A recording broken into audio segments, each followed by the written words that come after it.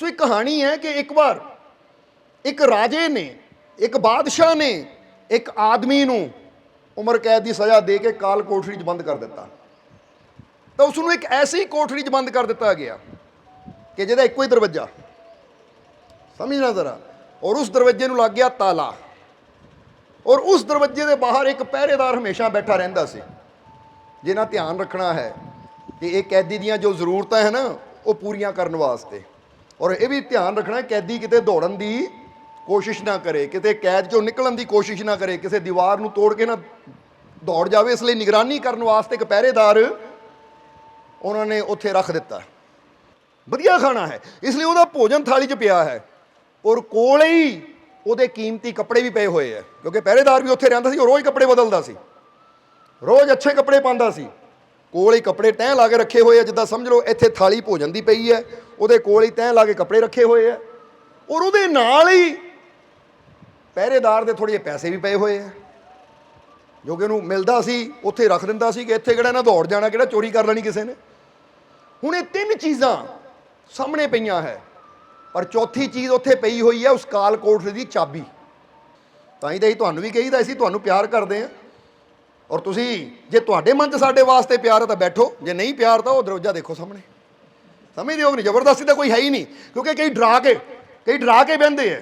जिद्दां एक जीव आया गुरदासपुर वालों, मालको असीं पहलां किते जांदे हुंदे सी, अच्छा ठीक है, फिर कहंदे तुहाडा सत्संग यूट्यूब ते सुनिया, सानूं इन्ना वधिया लगा ना, मन तुहाडे नाल जुड़ गया, हुण असीं दरबार ते आना शुरू करता। उन्हां नूं पता लगा, वो कहंदे तबाह कर देना तैनूं, मैनूं छड्ड के सानूं छड्ड के किसी होर पासे जाण लग पिया, तैनूं पता बर्बाद कर देवांगे तैनूं। कहंदा हुण मालको मैनूं डर लगदा, मैं की करां। असीं एक कहानी कही थी जो सानूं बड़ी प्यारी लगदी है कि एक जहाज़ के अंदर ना, समुद्री जहाज़ के अंदर एक फकीर सफ़र कर रहे सी, तो शाम के समय कुछ नौजवानों ने मस्ती की, शराब पी लई, और मस्ती विच ना, शराब के नशे विच फकीर बैठे इबादत ते जहाज़ के एक कोने च बैठे इबादत कर रहे हैं, और नौजवानों ने शराब के नशे च आके फकीरां नूं मारना शुरू करता, मजाक करना शुरू करता कि देख देख बड़ा फकीर बैठा है ध्यान ते। उदों हद हो गई जदों एक नौजवान ने जुत्ती लाई और 5-7 जुत्तियां फकीर दे सिर च मारियां। जिद्दां ही सिर च जुत्तियां मारियां कि अचानक एक हवा चली, तू मेरा प्यारा है, तू मेरी बंदगी च बैठा है, और ये तेनू तकलीफ दे रहे हैं, तेरे नाल मजाक कर रहे हैं, तेनू परेशान कर रहे हैं, इसलिए एक बार हुक्म कर, मैं हुणे इन्हां नूं खत्म कर देवां। ये हजूर मुहम्मद वर्गे पत्थर खा के लहू लहान हो के ओ जीवां दा भला मंग सकदे कि ऐ रब्बा इन्हां नूं माफ कर दे, बख्श दे, इन्हां नूं नहीं पता ये की कर रहे हैं। ओ जे हजूर गौस सब दा भला मंग सकते है, तो ऐ खुदा इहदा मतलब जे एडे बड़े पीर फकीर दुख झल के भला मंगते है, तो यह मतलब तेरे घर का नियम ही है रहम करना, बर्बाद करना तो शैतान का नियम है। इसलिए जेडे वाकई रब नाल जुड़े हुए है उन्होंने तुसीं गाली दे दिओ, बुरा बोलो तो भी कहेंगे रब तुहाडा। आ कई कहते हैं जी आ फलाने दरबार ते बकरा चढ़ता है, बली चढ़ती है, वह फलाना दिता जाता है, तो असीं कहीदा साफ गल क्लीयर है कि वह दरबार पीरा फकीरां दा हो ही नहीं सकता, वह दरबार ही शैतान दा जिथे बकरे का खून बहाया जाए, क्योंकि खून दे प्यासे फकीर नहीं होंगे, फकीर प्रेम दे प्यासे होंगे है। वो जिहड़ा खून मंगे बली मंगे वो शैतान ही हो सकता है। हाँ उपर नाम जिहड़ा मर्जी दे दिओ। एक दिन असीं ना सुते हुए सी, एक बड़ी अजीब अर्थी देखी असीं। की देखिया? अर्थी पता ना किहनूं कहंदे है? किहनूं कहंदे है? दस दिओ। अर्थी जदों कोई मर जाता है तो उन्होंने ना कंधे ते चक के सामने कबर खोदी हुई है, उस दफनान लैके जा रहे हैं। अजीब अजीब अर्थी, अजीब मैयत देखी, और देखिया कि पता कि ਉਹਦੇ ਵਿੱਚ अर्थी चक्कण वाले कौन है?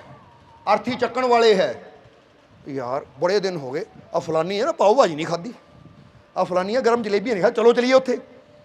होंदी है कि नहीं प्लैनिंग? पति पत्नी की प्लैनिंग होंदी है, माता पिता की फलाने रेस्टोरेंट वो कभी ये भी प्लैनिंग की, बहुत दिन हो गए कट्ठे बह के सिमरन नहीं किया, बहुत दिन हो गए कट्ठे ही सत्संग च नहीं गए, आ फलाने ऐतवार नूं मालकां दा सत्संग है, चलो सत्संग च जाना है, आ फलानी जगह असीं मालकां दे दर्शन करन जाना, कदी इदां दी प्लैनिंग होई है?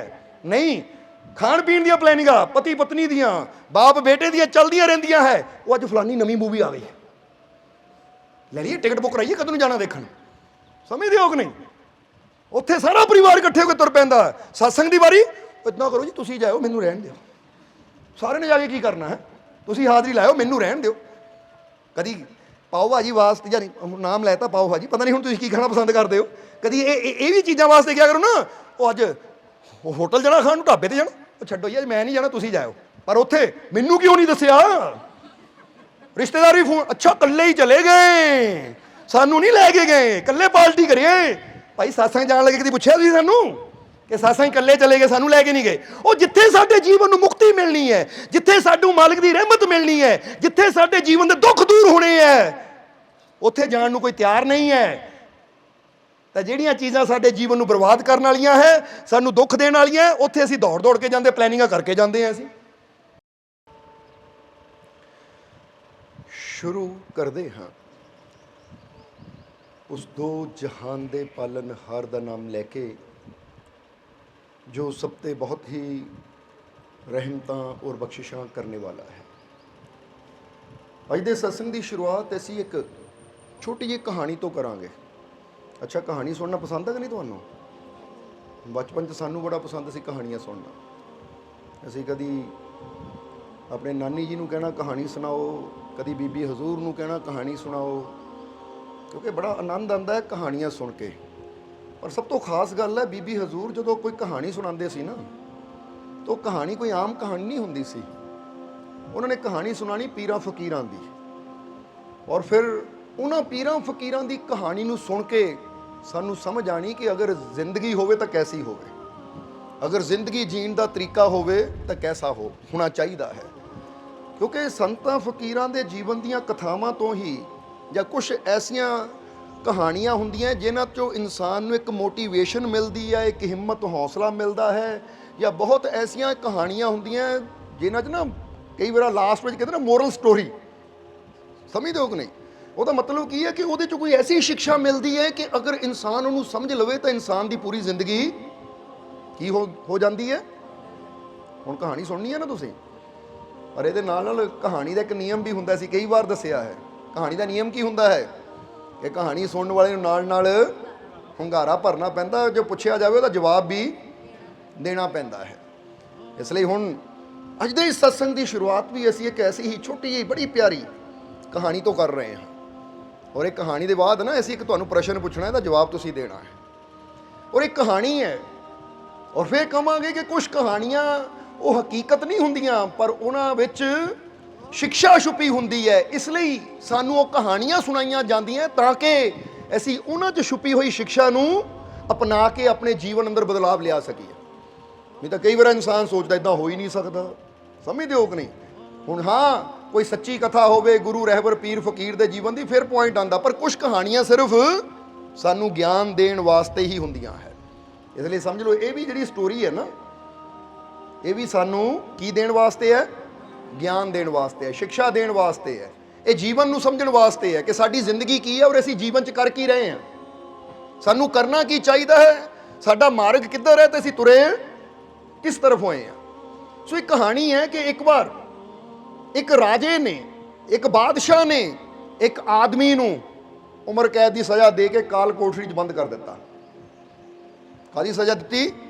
उम्र कैद। उम्र कैद समझ दो कि सारी उम्र इसने इस कोठरी अंदर ही बंद रहना है, ये चो निकल नहीं सकता जब तक इसकी मौत नहीं हो जाती, इनू कहते उम्र कैद। उस समय अजकल तो उम्र कैद नूं 14 साल 12 साल इस तरह एक सीमा दे विच उन्होंने कर दिता है, पर पहले समय जो राजे महाराजे ना किसी उम्र कैद की सज़ा देंदे सी तो उसका मतलब होंदा सी कि जब तक ये प्राण नहीं निकल जाते ना इस कोठरी के अंदर ही बंद रहना है। सो हुक्म होया बादशाह का कि इसनूं काल कोठरी च बंद कर दिओ। उम्र कैद की सज़ा सुनाई तो उसनूं एक ऐसी कोठरी च बंद कर दिता गया कि जिहदा इक्को ही दरवाजा, समझना जरा, और उस दरवाजे नूं लग गया ताला, और उस दरवाजे के बाहर एक पहरेदार हमेशा बैठा रहिंदा सी, जिन्हां ध्यान रखना है कि ये कैदी दियां जो जरूरतां है ना वो पूरियां करन वास्ते, और ये भी ध्यान रखना कैदी किते दौड़न की कोशिश ना करे, किते कैद चों निकलण की कोशिश ना करे, किसी दीवार नूं तोड़ के ना दौड़ जाए, इसलिए निगरानी करने वास्ते एक पहरेदार उन्होंने उत्थे रख दिता। हुण इदां समा गुजरदा गया, और एक दिन की होया कि वो जिहड़ा पहरेदार सी ਉਹ ਪਹਿਰੇਦਾਰ, ਕਿਉਂਕਿ ਉਸ ਕੈਦੀ ਨੂੰ ਪਹਿਲਾਂ ਸਮਝ ਲਓ ਕਿ ਖਾਣ ਨੂੰ ਕੀ ਮਿਲਦਾ ਸੀ। ਕੈਦੀ ਨੂੰ ਖਾਣ ਨੂੰ ਕੋਈ ਵਧੀਆ ਖੁਰਾਕ ਨਹੀਂ ਮਿਲਦੀ ਸੀ, ਕਿਉਂਕਿ ਕੈਦੀ ਹੈ, ਇਸ ਲਈ ਦਹੀਂ, ਸੁੱਕੀ ਰੋਟੀ ਔਰ ਦਾਲ ਵੀ ਇਦਾਂ ਦੀ ਕਿ ਜਿੱਦਾਂ ਬਸ ਪਾਣੀ 'ਚ ਹੀ ਲੂਣ ਘੋਲਿਆ। ਦਾਲ ਦਾ ਕੋਈ ਨਾਮੋ ਨਿਸ਼ਾਨ ਨਹੀਂ, ਕਹਿਣ ਨੂੰ ਦਾਲ ਹੋਣੀ ਪਰ ਹੋਣਾ ਗਰਮ ਪਾਣੀ ਵਿੱਚ ਨਮਕ ਮਿਰਚ ਪਾਈ ਹੈ ਤਾਂ ਉਹਦੇ ਨਾਲ ਹੀ ਭੇ ਭੇ ਕੇ ਰੋਟੀਆਂ, ਉਹ ਰੁੱਖੀਆਂ ਬਹੀਆਂ ਰੋਟੀਆਂ ਖਾਂਦਾ ਹੈ। ਸਵਾਦ ਕੀ ਹੁੰਦਾ ਹੈ ਉਹਨੂੰ ਇਹ ਭੁੱਲ ਹੀ ਗਿਆ ਇੰਨੇ ਦਿਨਾਂ 'ਚ, ਕਿਉਂਕਿ ਕਦੀ ਸਵਾਦਿਸ਼ਟ ਭੋਜਨ ਉਹਨਾਂ ਕੀਤਾ ਹੀ ਨਹੀਂ। ਹੁਣ ਤਨ ਤੇ ਉਹੀ ਕੱਪੜੇ ਹੈ ਜਿਹੜੇ ਕਿ ਫਟ ਗਏ, ਮੈਲੇ ਹੋ ਗਏ, ਕਿਉਂਕਿ ਅੰਦਰ ਕੱਪੜਿਆਂ ਦੀ ਸੁਵਿਧਾ ਤਾਂ ਹੈ ਹੀ ਨਹੀਂ ਕਿ ਹਰ ਰੋਜ਼ ਕੱਪੜੇ ਬਦਲੇ, ਹਰ ਰੋਜ਼ ਨਹਾਵੇ, ਕਿਉਂਕਿ ਹੁਣ ਕੈਦ ਹੋਈ ਹੈ, ਉਮਰ ਕੈਦ ਦੀ ਸਜ਼ਾ। ਇਸ ਲਈ ਕੱਪੜੇ ਵੀ ਉਹਦੇ ਅੰਦਰ ਉੱਦਾਂ ਦੇ ਮੈਲੇ, ਔਰ ਖਾਣ ਨੂੰ ਰੋਟੀ ਵੀ ਬੇਸਵਾਦੀ। ਇੱਕ ਦਿਨ ਉਹਨੇ ਕੀ ਦੇਖਿਆ ਕਿ ਜਿਹੜਾ ਉਹ ਪਹਿਰੇਦਾਰ ਸੀ, ਜਿਹੜਾ ਹਰ ਵੇਲੇ ਗੇਟ ਦੇ ਮੂਹਰੇ ਬੈਠਾ ਹੁੰਦਾ ਸੀ, ਉਹਦੇ ਪਿੰਜਰੇ ਦੇ ਜਿੱਥੇ ਉਹਨੂੰ ਬੰਦ ਕੀਤਾ ਗਿਆ ਸੀ, ਉਸ ਜੇਲ੍ਹ ਦੇ ਮੂਹਰੇ ਬੈਠਣ ਵਾਲਾ ਪਹਿਰੇਦਾਰ, ਇੱਕ ਦਿਨ ਉਹ ਪਹਿਰੇਦਾਰ ਉਹਨੂੰ ਕਿਤੇ ਜ਼ਰੂਰੀ ਕੰਮ ਪੈ ਗਿਆ, ਔਰ ਜਿੱਦਾਂ ਕਹਿ ਲਓ ਕਿ 10 ਮਿੰਟ ਵਾਸਤੇ ਉਹਨੂੰ ਕਿਤੇ ਜਾਣਾ ਪੈ ਗਿਆ, ਨਹੀਂ ਤਾਂ ਹਰ ਵੇਲੇ ਉੱਥੇ ਬੈਠਾ ਰਹਿੰਦਾ ਸੀ। ਉਹ ਥੋੜਾ ਸਮਾਂ ਮਿਲਿਆ, ਉਸ ਕੈਦੀ ਨੇ ਦੇਖਿਆ ਕਿ ਪਹਿਰੇਦਾਰ ਚਲਾ ਗਿਆ। ਹੁਣ ਉਸ ਕੈਦੀ ਕੋ ਅੰਦਰ ਨਾ ਇੱਕ ਛੋਟੀ ਜਿਹੀ ਛੜੀ ਹੁੰਦੀ ਸੀ, ਛੋਟੀ ਜਿਹੀ ਛੜੀ। ਹੁਣ ਉਹਨੇ ਕੀ ਦੇਖਿਆ ਕਿ ਪਹਿਰੇਦਾਰ ਕਿਤੇ ਗਿਆ ਹੋਇਆ ਹੈ, ਔਰ ਸਾਹਮਣੇ ਜਦੋਂ ਪਹਿਰੇਦਾਰ ਗਿਆ ਤਾਂ ਪਹਿਰੇਦਾਰ ਵਾਸਤੇ ਭੋਜਨ ਆਇਆ ਸੀ, ਸਵਾਦਿਸ਼ਟ ਭੋਜਨ, 36 ਪ੍ਰਕਾਰ ਦੇ ਪਕਵਾਨ ਥਾਲੀ 'ਚ ਪਏ ਹੋਏ ਆ। ਕੀ ਪਿਆ ਹੋਇਆ ਸਾਹਮਣੇ? ਪਹਿਲੇ ਪਹਿਰੇਦਾਰ ਦਾ ਜੋ ਭੋਜਨ, ਕਿਉਂਕਿ ਪਹਿਰੇਦਾਰ ਵੀ ਰਾਜੇ ਦਾ ਪਹਿਰੇਦਾਰ ਹੈ, ਇਸ ਲਈ ਉਹਨਾਂ ਦਾ ਵਧੀਆ ਹੀ ਖਾਣਾ ਹੈ, ਜੇਲਰ ਨੇ ਵਧੀਆ ਖਾਣਾ ਹੈ, ਇਸ ਲਈ ਉਹਦਾ ਭੋਜਨ ਥਾਲੀ 'ਚ ਪਿਆ ਹੈ, ਔਰ ਕੋਲ ਹੀ ਉਹਦੇ ਕੀਮਤੀ ਕੱਪੜੇ ਵੀ ਪਏ ਹੋਏ ਆ, ਕਿਉਂਕਿ ਪਹਿਰੇਦਾਰ ਵੀ ਉੱਥੇ ਰਹਿੰਦਾ ਸੀ, ਉਹ ਰੋਜ਼ ਕੱਪੜੇ ਬਦਲਦਾ ਸੀ, ਰੋਜ਼ ਅੱਛੇ ਕੱਪੜੇ ਪਾਉਂਦਾ ਸੀ। ਕੋਲ ਹੀ ਕੱਪੜੇ ਤੈਅ ਲਾ ਕੇ ਰੱਖੇ ਹੋਏ ਆ, ਜਿੱਦਾਂ ਸਮਝ ਲਓ ਇੱਥੇ ਥਾਲੀ ਭੋਜਨ ਦੀ ਪਈ ਹੈ, ਉਹਦੇ ਕੋਲ ਹੀ ਤੈਅ ਲਾ ਕੇ ਕੱਪੜੇ ਰੱਖੇ ਹੋਏ ਆ, ਔਰ ਉਹਦੇ ਨਾਲ ਹੀ ਪਹਿਰੇਦਾਰ ਦੇ ਥੋੜ੍ਹੇ ਜਿਹੇ ਪੈਸੇ ਵੀ ਪਏ ਹੋਏ ਆ, ਜੋ ਕਿ ਉਹਨੂੰ ਮਿਲਦਾ ਸੀ, ਉੱਥੇ ਰੱਖ ਦਿੰਦਾ ਸੀ ਕਿ ਇੱਥੇ ਕਿਹੜਾ ਇਹਨਾਂ ਦੌੜ ਜਾਣਾ, ਕਿਹੜਾ ਚੋਰੀ ਕਰ ਲੈਣੀ ਕਿਸੇ ਨੇ। ਹੁਣ ਇਹ ਤਿੰਨ ਚੀਜ਼ਾਂ ਸਾਹਮਣੇ ਪਈਆਂ ਹੈ, ਪਰ ਚੌਥੀ ਚੀਜ਼ ਉੱਥੇ ਪਈ ਹੋਈ ਹੈ, ਉਸ ਕਾਲ ਕੋਠੜੀ ਦੀ ਚਾਬੀ। ਕੀ ਪਈ ਹੋਈ ਹੈ? ਕਿਉਂਕਿ ਪਹਿਰੇਦਾਰ ਨੂੰ ਜਲਦਬਾਜ਼ੀ ਜਾਣਾ ਪੈ ਗਿਆ, ਚਾਬੀ ਵੀ ਉੱਥੇ ਰੱਖ ਗਿਆ, ਕਿਉਂਕਿ ਉਹਨੂੰ ਸੋਚਿਆ ਇਹਨਾਂ ਕੀ ਚੱਕ ਲੈਣਾ, ਇਹਨਾਂ ਕੀ ਕਰ ਲੈਣਾ ਹੈ। ਪਹਿਰੇਦਾਰ ਨੂੰ ਇਹ ਨਹੀਂ ਪਤਾ ਸੀ ਇਹਦੇ ਕੋਲ ਇੱਕ ਛੜੀ ਹੈ, ਇੱਕ ਡੰਡਾ ਹੈ, ਇਹ ਡੰਡੇ ਨਾਲ ਘੜੀਸ ਕੇ ਕਿਸੇ ਵੀ ਚੀਜ਼ ਨੂੰ ਆਪਣੀ ਤਰਫ ਲਿਆ ਸਕਦਾ ਹੈ। ਪਹਿਰੇਦਾਰ ਇਸ ਤੋਂ ਅਣਜਾਣ ਸੀ, ਇਸ ਲਈ ਪਹਿਰੇਦਾਰ ਚਲਾ ਗਿਆ 10 ਮਿੰਟ ਵਾਸਤੇ। ਹੁਣ ਸਾਹਮਣੇ ਉਹਦੇ ਕੀ ਕੀ ਪਿਆ ਹੈ? 36 ਪ੍ਰਕਾਰ ਦੀ ਪਕਵਾਨ, ਯਾਨੀ ਥਾਲੀ ਭਰੀ ਹੋਈ ਹੈ, ਜਿਹਦੇ ਅਲੱਗ-ਅਲੱਗ ਵੈਰਾਈਟੀ ਦੀਆਂ ਸਬਜ਼ੀਆਂ ਹੈ, ਮਹਿਕ ਆ ਰਹੀ ਹੈ, ਬੜੀਆਂ ਸਵਾਦਿਸ਼ਟ। ਜਿੱਦਾਂ ਸਮਝ ਲਓ ਬੰਦਾ ਕਹਿੰਦਾ ਨਾ ਵੀ ਛੋਲੇ ਹੈ, ਪੂਰੀਆਂ ਹੈ, ਕਿਉਂਕਿ ਬੰਦਾ ਹਮੇਸ਼ਾ ਬੇਸਵਾਦੀਆਂ ਚੀਜ਼ਾਂ ਨਹੀਂ, ਅਨਹੈਲਦੀ ਚੀਜ਼ਾਂ ਵਿੱਚੋਂ ਸਵਾਦ ਲੱਭਦਾ ਹੈ, ਉਹ ਚੀਜ਼ਾਂ ਪਈਆਂ ਹੋਈਆਂ ਹੈ। ਦੂਜੇ ਪਾਸੇ ਕੱਪੜੇ ਹੈ ਕੀਮਤੀ, ਪੈਸਾ ਵੀ ਪਿਆ ਹੋਇਆ ਹੈ, ਔਰ ਇੱਕ ਪਾਸੇ ਚਾਬੀ ਵੀ ਪਈ ਹੈ। ਹੁਣ ਉਹਦੇ ਕੋਲ ਮੌਕਾ ਹੈ ਕਿ ਪਹਿਰੇਦਾਰ ਦੇ ਆਉਣ ਤੋਂ ਪਹਿਲਾਂ ਪਹਿਲਾਂ ਉਹ ਕਿਸੇ ਇੱਕ ਚੀਜ਼ ਨੂੰ ਘੜੀਸ ਕੇ ਆਪਣੇ ਵੱਲ ਕਰ ਸਕਦਾ ਹੈ। ਹੁਣ ਉਹ ਚੱਕਦਾ ਹੈ ਲਾਠੀ, ਯਾਨੀ ਡੰਡਾ, ਔਰ ਕਿਹੜੀ ਚੀਜ਼ ਨੂੰ ਆਪਣੇ ਵੱਲ ਕਰਨ ਦੀ ਕੋਸ਼ਿਸ਼ ਕਰ ਰਿਹਾ ਹੈ? ਜਵਾਬ ਦੇਣਾ ਤੁਸੀਂ, ਸੋਚ ਲਓ, ਸਮਝ ਲਓ ਅੱਛੀ ਤਰ੍ਹਾਂ। ਇਹ ਸਵਾਲ, ਇਹ ਕਹਾਣੀ ਦੇ ਵਿੱਚ ਸਵਾਲ ਹੈ ਕਿ ਹੁਣ 4 ਚੀਜ਼ਾਂ ਉਹਦੇ ਸਾਹਮਣੇ ਹੈ, ਮੌਕਾ ਉਹਦੇ ਕੋਲ ਇੱਕੋ ਹੀ ਹੈ। ਹੁਣ ਉਹ ਮੌਕਾ ਹੈ, ਉਹਨੂੰ ਕਿਹੜੀ ਚੀਜ਼ ਉਹ ਡੰਡੇ ਨੇ ਆਪਣੇ ਵੱਲ ਘੜੀਸਣੀ ਚਾਹੀਦੀ, ਯਾਨੀ ਕਿਹੜੀ ਚੀਜ਼ ਆਪਣੇ ਵੱਲ ਕਰਨੀ ਚਾਹੀਦੀ ਹੈ? ਸਾਰੇ ਜਵਾਬ ਦਿਓ। ਅੱਛਾ, ਕਿਹਨੂੰ ਲੱਗਦਾ ਕਿ ਉਹਨੂੰ ਚਾਬੀ ਕਰਨੀ ਚਾਹੀਦੀ? ਉਹ ਹੱਥ ਖੜਾ ਕਰਨ। ਠੀਕ ਹੈ। ਹੁਣ ਕਿਹਨੂੰ ਲੱਗਦਾ ਕੱਪੜਾ ਕਰਨਾ ਚਾਹੀਦਾ ਆਪਣੇ ਵੱਲ? ਉਹ ਹੱਥ ਖੜਾ ਕਰਨ, ਕੱਪੜੇ ਵਾਲੇ, ਕਿ ਹਾਂ ਵੀ ਉਹਨੂੰ ਕੱਪੜਾ, ਕਿਉਂਕਿ ਉਹਦੇ ਫਟੇ ਪੁਰਾਣੇ ਕੱਪੜੇ, ਮੈਲੇ ਕੱਪੜੇ ਹੈ, ਪਸੀਨੇ ਦੀ ਦੁਰਗੰਧ ਆ ਰਹੀ ਹੈ, ਇੰਨੇ ਸਾਲਾਂ ਤੋਂ ਕਾਲ ਕੋਠੜੀ 'ਚ ਬੰਦ ਹੈ, ਧੋਤੇ ਵੀ ਹੈ ਨਹੀਂ, ਫਟ ਵੀ ਗਏ ਹੈ, ਉੱਥੇ ਕੀਮਤੀ ਕੱਪੜੇ ਪਏ ਹੈ। ਕਿਹਨੂੰ ਲੱਗਦਾ ਕਿ ਇਹਨੂੰ ਕੱਪੜੇ ਖਿੱਚਣੇ ਚਾਹੀਦੇ ਆਪਣੇ ਵੱਲ? ਹੈ ਕੋਈ? ਹੱਥ ਖੜਾ ਕਰੋ। ਅੱਛਾ, ਕਿਹਨੂੰ ਲੱਗਦਾ ਹੈ ਕਿ ਉਹ ਵਿਚਾਰਾ ਇੰਨੇ ਸਾਲਾਂ ਤੋਂ ਇੱਕ ਬੇਸਵਾਦੀ ਜਿਹੀ ਸੁੱਕੀ ਰੋਟੀ ਔਰ ਪਾਣੀ 'ਚ ਨਮਕ ਘੋਲ ਕੇ ਬਸ ਉਹਨੂੰ ਹੀ ਭੇ ਭੇ ਕੇ, ਅੱਛਾ ਤੁਹਾਨੂੰ ਲੱਗਦਾ ਰੋਟੀ ਕਰਨੀ ਚਾਹੀਦੀ ਆਪਣੇ ਵੱਲੋਂ? ਵਾਹ, ਕਮਾਲ ਦੀ ਗੱਲ ਹੈ। ਚਲੋ ਠੀਕ ਹੈ, ਬਹੁਤ ਕਮਾਲ ਕੀਤਾ ਹੈ, ਸਮਝਦੇ ਹੋ ਕਿ ਨਹੀਂ? ਅੱਛਾ, ਜਾਂ ਰੋਟੀ ਵਾਲੇ 2 ਹੈ। ਔਰ ਕਿਹਨੂੰ ਲੱਗਦਾ ਕਿ ਪੈਸਾ ਉਹਨੂੰ ਕਰਨਾ ਚਾਹੀਦਾ ਆਪਣੇ ਵੱਲੋਂ? ਹੈ ਕੋਈ ਉਹ ਵੀ? ਅੱਛਾ, ਦੁਬਾਰਾ ਪੁੱਛ ਲਈਏ, ਚਾਬੀ ਵਾਲੇ ਕਿੰਨੇ ਕੁ ਹੈ? ਕਿਹਨੂੰ ਲੱਗਦਾ ਚਾਬੀ ਖਿੱਚਣੀ ਚਾਹੀਦੀ ਆਪਣੇ ਵੱਲੋਂ? ਠੀਕ ਹੈ। ਹੁਣ ਕਿਹਨੂੰ ਲੱਗਦਾ ਰੋਟੀ ਖਿੱਚਣੀ ਚਾਹੀਦੀ ਹੈ? 2 ਬੰਦੇ ਨਿਕਲੇ ਇੱਧਰੋਂ, ਹਾਂ 2 ਬੰਦੇ, ਠੀਕ ਹੈ। ਤੁਹਾਨੂੰ ਵੀ ਲੱਗਦਾ ਰੋਟੀ? ਠੀਕ ਹੈ। ਅੱਛਾ, ਕਿਹਨੂੰ ਲੱਗਦਾ ਹੈ ਕੱਪੜਾ, ਕੱਪੜੇ ਵਾਲਾ ਕੋਈ ਵੀ ਨਹੀਂ ਹੈ। ਅੱਛਾ, ਕਿਹਨੂੰ ਲੱਗਦਾ ਪੈਸਾ? ਕੋਈ ਵੀ ਨਹੀਂ ਹੈ। ਜਰਾ ਹੁਣ ਸਮਝ ਲੈਣਾ ਸਾਰੇ ਅਜੀਬਾਂ ਨੇ। ਹੁਣ ਇਹ ਜੋ ਕਹਾਣੀ ਹੈ, ਚਲੋ ਆਪਣਾ ਆਪਣਾ ਜਵਾਬ ਦਿੱਤਾ ਕਿ ਪੈਸੇ ਵੱਲ ਕਿਸੇ ਨੇ ਇਸ਼ਾਰਾ ਨਹੀਂ ਕੀਤਾ, ਹੱਥ ਨਹੀਂ ਖੜਾ ਕੀਤਾ, ਔਰ ਕੱਪੜੇ ਵੱਲ ਵੀ ਕਿਸੇ ਨੇ ਹੱਥ ਨਹੀਂ ਖੜਾ ਕੀਤਾ, ਰੋਟੀ ਵੱਲ ਕੀਤਾ ਦੋ ਕੁ ਬੰਦਿਆਂ ਨੇ, ਔਰ ਚਾਬੀ ਵੱਲ ਤਾਂ ਕਾਫੀ ਜੀਵਾਂ ਨੇ ਇਸ਼ਾਰਾ ਕੀਤਾ ਕਿ ਚਾਬੀ ਖਿੱਚਣੀ ਚਾਹੀਦੀ ਉਹਨੂੰ ਆਪਣੇ ਵੱਲ। ਸਮਝਦੇ ਹੋ ਕਿ ਨਹੀਂ? ਪਰ ਅਸੀਂ ਕਹਾਂਗੇ ਹੁਣ ਥੋੜਾ ਜਿਹਾ ਇੱਕ ਕਹਾਣੀ ਦੀ ਗਹਿਰਾਈ 'ਚ ਜਾਈਏ। ਇਹ ਕਹਾਣੀ ਸੁਣਾਉਣ ਪਿੱਛੇ ਰਾਜ ਕੀ ਹੈ? ਹੁਣ ਜਰਾ ਸਮਝਣਾ ਕਿ ਕਹਿ ਤਾਂ ਅਸੀਂ ਦਿੰਦੇ ਹਾਂ ਕਿ ਇਨਸਾਨ ਨੂੰ ਚਾਬੀ ਵੱਲ ਜਾਣਾ ਚਾਹੀਦਾ ਹੈ, ਪਰ ਇਨਸਾਨ ਸਾਰੀ ਜ਼ਿੰਦਗੀ ਉਹ ਚਾਬੀ ਨੂੰ ਪਕੜਨ ਦੀ ਬਜਾਏ ਜੋ ਉਹਨੂੰ ਉਸ ਕੈਦ ਚੋਂ, ਉਸ ਜੇਲ੍ਹ ਚੋਂ ਬਾਹਰ ਕੱਢ ਸਕਦੀ ਹੈ। ਕਿਉਂਕਿ ਅਸਲੀ ਆਨੰਦ, ਇੱਕ ਗੱਲ ਯਾਦ ਰੱਖੋ, ਜੇ ਤੁਸੀਂ ਕੈਦ ਵਿੱਚ ਹੋ ਨਾ, ਤਾਂ ਤੁਹਾਨੂੰ ਜਿੰਨਾ ਮਰਜ਼ੀ ਅੱਛਾ ਭੋਜਨ ਦਿੱਤਾ ਜਾਵੇ, ਜਿੰਨੇ ਮਰਜ਼ੀ ਅੱਛੇ ਕੱਪੜੇ ਦਿੱਤੇ ਜਾਣ, ਜਿੰਨਾ ਮਰਜ਼ੀ ਧਨ ਤੁਹਾਡੇ ਕੋਲ ਹੋਵੇ, ਉਹ ਸਭ ਕੁਝ ਅਸੀਂ ਵਿਅਰਥ ਮੰਨਦੇ ਹਾਂ। ਕਿਉਂਕਿ ਚੰਗੇ ਕੱਪੜੇ ਪਾ ਕੇ ਕੀ ਕਰਨੇ ਤੁਸੀਂ? ਬੰਦਾ ਕੱਪੜੇ ਕਿਉਂ ਪਾਉਂਦਾ ਚੰਗੇ? ਦੁਨੀਆ ਦੇਖੇ, ਮੈਂ ਵਿਆਹ ਸ਼ਾਦੀ ਜਾਵਾਂ, ਉਹ ਫਲਾਨਾ ਦੇਖੇ ਬੈਸਟ ਕੱਪੜੇ, ਅੱਛੇ ਕੱਪੜੇ ਪਾਏ ਆ, ਤੇ ਜੇ ਰਹਿਣੇ 24 ਘੰਟੇ ਬੰਦ ਹੈ, ਉਹ ਬੰਦਾ ਕਹਿੰਦਾ ਕੱਪੜੇ ਨਾ ਵੀ ਹੁਣ ਨੰਗਾ ਵੀ ਚੱਲ ਜਾਊਂਗਾ, ਕਿਉਂਕਿ ਮੈਂ ਕਿਹੜਾ ਕਿਸੇ ਨੂੰ ਮਿਲਣਾ ਹੈ। ਹੁੰਦਾ ਹੈ ਕਿ ਨਹੀਂ? ਇਹ ਲਈ ਜਿਹਨਾਂ ਨੇ ਕੱਪੜਿਆਂ ਨੂੰ ਕਿਹਾ ਗਲਤ ਜਵਾਬ। ਸਮਝਦੇ ਹੋ ਕਿ ਨਹੀਂ? ਪਰ ਕਰ ਇਨਸਾਨ ਉਹੀ ਰਿਹਾ ਹੈ। ਹੁਣ ਅਸੀਂ ਦੱਸਣਾ ਚਾਹੁੰਦੇ ਕਹਾਣੀ ਸੁਣਾਉਣ ਪਿੱਛੇ ਰਾਜ ਕੀ ਹੈ, ਕਿ ਉਸ ਪਰਮਾਤਮਾ ਨੇ, ਉਸ ਪ੍ਰਭੂ ਨੇ ਸਾਨੂੰ ਵੀ ਇਹ ਜੀਵਨ ਰੂਪੀ, ਯਾਨੀ ਇਹ ਸਰੀਰ ਰੂਪੀ ਕੋਠੜੀ ਅੰਦਰ ਬੰਦ ਕੀਤਾ ਹੋਇਆ ਹੈ। ਸਮਝਦੇ ਹੋ ਕਿ ਨਹੀਂ? ਅਸੀਂ, ਸਾਡੀ ਆਤਮਾ, ਜਿੱਦਾਂ ਸ਼੍ਰੀ ਗੁਰੂ ਰਵਿਦਾਸ ਜੀ ਨੇ ਕਿਹਾ ਹੈ ਨਾ, ਹਾਡ ਮਾਸ ਨਾੜੀ ਕੋ ਪਿੰਜਰ ਪੰਛੀ ਬਸੇ ਵਿਚਾਰਾ, ਕਿ ਇਹ ਹੱਡ ਮਾਸ ਨਾੜੀਆਂ ਦਾ ਇੱਕ ਪਿੰਜਰਾ ਹੈ, ਇੱਕ ਜੇਲ੍ਹ ਹੈ ਜਿਸ ਦੇ ਵਿੱਚ ਆਤਮਾ ਰੂਪੀ ਪੰਛੀ ਕੈਦ ਹੈ, ਬੰਦ ਹੈ। ਔਰ ਅਸੀਂ ਵੀ ਕੀ ਕਰਦੇ ਹਾਂ? ਸਾਡੀ ਮੂਰਖਤਾ ਕੀ ਹੈ ਕਿ ਸਾਡੇ ਕੋਲ ਉਹ ਡੰਡਾ ਵੀ ਹੈ ਯੁਕਤੀ ਰੂਪੀ, ਸਾਨੂੰ ਮੁਕਤੀ ਮਿਲ ਸਕਦੀ ਹੈ, ਕਿਉਂਕਿ ਉਹ ਡੰਡਾ ਜਿਹਨੂੰ ਆਪਾਂ ਦੱਸੇ ਨਾ ਕਿ ਉਹਦੇ ਕੋਲ ਡੰਡਾ ਹੈ, ਛੋਟੀ ਜਿਹੀ ਛੜੀ ਹੈ, ਉਹ ਛੜੀ ਕੀ ਹੈ? ਉਹ ਛੜੀ ਹੈ ਸਾਡੀ ਸਮਝ। ਸਮਝਦੇ ਹੋ ਕਿ ਛੜੀ ਕੀ ਹੈ? ਸਾਡੀ ਸਮਝ, ਸਾਡੀ ਸੋਚਣ ਦੀ ਸ਼ਕਤੀ।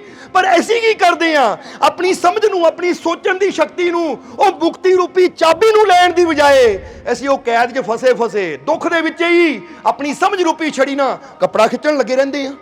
ਚੰਗਾ ਕੱਪੜਾ ਆ ਜਾਵੇ, ਆ ਨਵੇਂ ਡਿਜ਼ਾਈਨ ਦਾ ਕੱਪੜਾ ਆ ਜਾਵੇ, ਆ ਕੱਪੜਾ ਪੁਰਾਣਾ ਹੋ ਗਿਆ ਹੁਣ ਆ ਜਾਵੇ, ਔਰ ਜਾ ਅਸੀਂ ਪੈਸਾ ਖਿੱਚਣ ਵਿੱਚ ਹੀ ਆਪਣੀ ਸਮਝ ਰੂਪੀ ਛੜੀ ਨੂੰ ਇਸਤੇਮਾਲ ਕਰਦੇ ਰਹਿੰਦੇ ਹਾਂ। ਇੱਥੋਂ ਇੰਨਾ ਪੈਸਾ ਆ ਜਾਵੇ, ਇੱਥੋਂ ਉਨਾ ਪੈਸਾ ਆ ਜਾਵੇ, ਹਾਲਾਂਕਿ ਫਸੇ ਕਿੱਥੇ ਹਾਂ? ਅਸੀਂ ਕਿੱਥੇ ਫਸੇ ਹੋਏ ਹਾਂ? ਅਸੀਂ ਉਹ ਜੇਲ੍ਹ ਵਿੱਚ ਫਸੇ ਹੋਏ ਹਾਂ ਜਿੱਥੇ ਸਾਨੂੰ ਉਮਰ ਕੈਦ ਦੀ ਸਜ਼ਾ ਮਿਲੀ ਹੋਈ ਹੈ। ਔਰ ਇੱਕ ਟਾਈਮ ਆਣਾ ਹੈ, ਜਿੱਦਾਂ ਦੱਸਿਆ ਨਾ, ਉਮਰ ਕੈਦ ਮਤਲਬ ਮੌਤ ਆਈ ਤਾਂ ਫੇਰ ਹੀ ਛੁਟਕਾਰਾ। ਔਰ ਇਹ ਜੇਲ੍ਹ ਵਿੱਚੋਂ ਜਦੋਂ ਆਤਮਾ ਰੂਪੀ ਪੰਛੀ ਉੱਡਣਾ ਹੈ ਤਾਂ ਉਹੀ ਇਨਸਾਨ ਦਾ ਅੰਤਿਮ ਮੁਕਤੀ ਦਾ ਦਿਨ ਹੁੰਦਾ ਹੈ। ਪਰ ਉਸ ਤੋਂ ਪਹਿਲਾਂ ਅਗਰ ਅਸੀਂ ਆਪਣੀ ਸਮਝ ਦੀ ਛੜੀ ਦਾ ਇਸਤੇਮਾਲ ਕਰੀਏ ਤਾਂ ਅਸੀਂ ਹਰ ਦੁੱਖ ਤੋਂ, ਹਰ ਮੁਸ਼ਕਿਲ ਤੋਂ, ਹਰ ਪਰੇਸ਼ਾਨੀ ਤੋਂ ਮੁਕਤ ਹੋ ਸਕਦੇ ਹਾਂ। ਔਰ ਯਾਦ ਰੱਖੋ, ਸਭ ਤੋਂ ਪਹਿਲਾਂ ਸਾਡੀ ਸੋਚ, ਸਾਡੀ ਸਮਝ ਇਹ ਹੋਣੀ ਚਾਹੀਦੀ ਹੈ ਕਿ ਕਿਸੇ ਤਰ੍ਹਾਂ ਇਹ ਕਾਲ ਕੋਠੜੀ ਚੋਂ, ਦੁੱਖਾਂ ਦੀ ਕੋਠੜੀ ਚੋਂ ਬਾਹਰ ਨਿਕਲਾਂ, ਕਿਉਂਕਿ ਬਾਹਰ ਨਿਕਲੂੰਗਾ ਤਾਂ ਉੱਥੇ ਹਰ ਤਰ੍ਹਾਂ ਦਾ ਭੋਜਨ ਦਾ ਵੀ ਆਨੰਦ ਲਊਂਗਾ, ਹਰ ਤਰ੍ਹਾਂ ਦੇ ਕੱਪੜੇ ਦਾ ਵੀ ਆਨੰਦ ਲਊਂਗਾ, ਪੈਸੇ ਦਾ ਵੀ ਆਨੰਦ ਲਊਂਗਾ। ਪਰ ਕੀ ਕਰਨਾ ਜਿਵੇਂ ਫਸੀ ਇਹ ਦੁੱਖਾਂ ਦੀ ਕੋਠੜੀ ਅੰਦਰ ਹਾਂ, ਤਾਂ ਜਦ ਤੱਕ ਇਹਦੇ ਅੰਦਰ ਬੰਦ ਆ, ਨਾ ਮੈਨੂੰ ਪੈਸਾ ਆਨੰਦ ਦੇ ਸਕਦਾ ਹੈ, ਨਾ ਕੱਪੜਾ ਆਨੰਦ ਦੇ ਸਕਦਾ ਹੈ, ਨਾ ਹੀ ਮੈਨੂੰ ਭੋਜਨ ਆਨੰਦ ਦੇ ਸਕਦਾ ਹੈ। ਇਹਦਾ ਜ਼ਰਾ ਸੋਚ ਕੇ ਦੇਖੋ ਤੁਸੀਂ, ਅੱਜ ਤੁਹਾਡੇ ਕੋਲ ਕੱਪੜੇ ਹੈ ਕਿ ਨਹੀਂ? ਜਿਹੜੇ ਸਾਡੇ ਨਾਲ ਜੁੜੇ ਆ ਉਹਨਾਂ ਦੀ ਗੱਲ ਤਾਂ ਘੱਟ ਕਰਾਂਗੇ ਕਿਉਂਕਿ ਉਹ ਤਾਂ ਆਨੰਦ 'ਚ ਹੀ ਰਹਿੰਦੇ ਆ, ਪਰ ਜਿਹੜੇ ਹਾਲੇ ਤੱਕ ਦਰਬਾਰ ਨਾਲ ਨਹੀਂ ਜੁੜੇ, ਉਹ ਸੋਚਣ ਆਪਣੀ ਜ਼ਿੰਦਗੀ ਬਾਰੇ ਕਿ ਕੱਪੜੇ ਨਾਲ ਅਲਮਾਰੀਆਂ ਤਾਂ ਭਰੀਆਂ ਹੋਈਆਂ ਹੈ, ਕੱਪੜਾ ਤਾਂ ਜਿਹੜਾ ਮਰਜ਼ੀ ਪਾ ਲਾਵਾਂ, ਪਰ ਜੀਵਨ 'ਚ ਸ਼ਾਂਤੀ, ਸਕੂਨ, ਖੁਸ਼ੀ ਫਿਰ ਵੀ ਹੈ ਨਹੀਂ।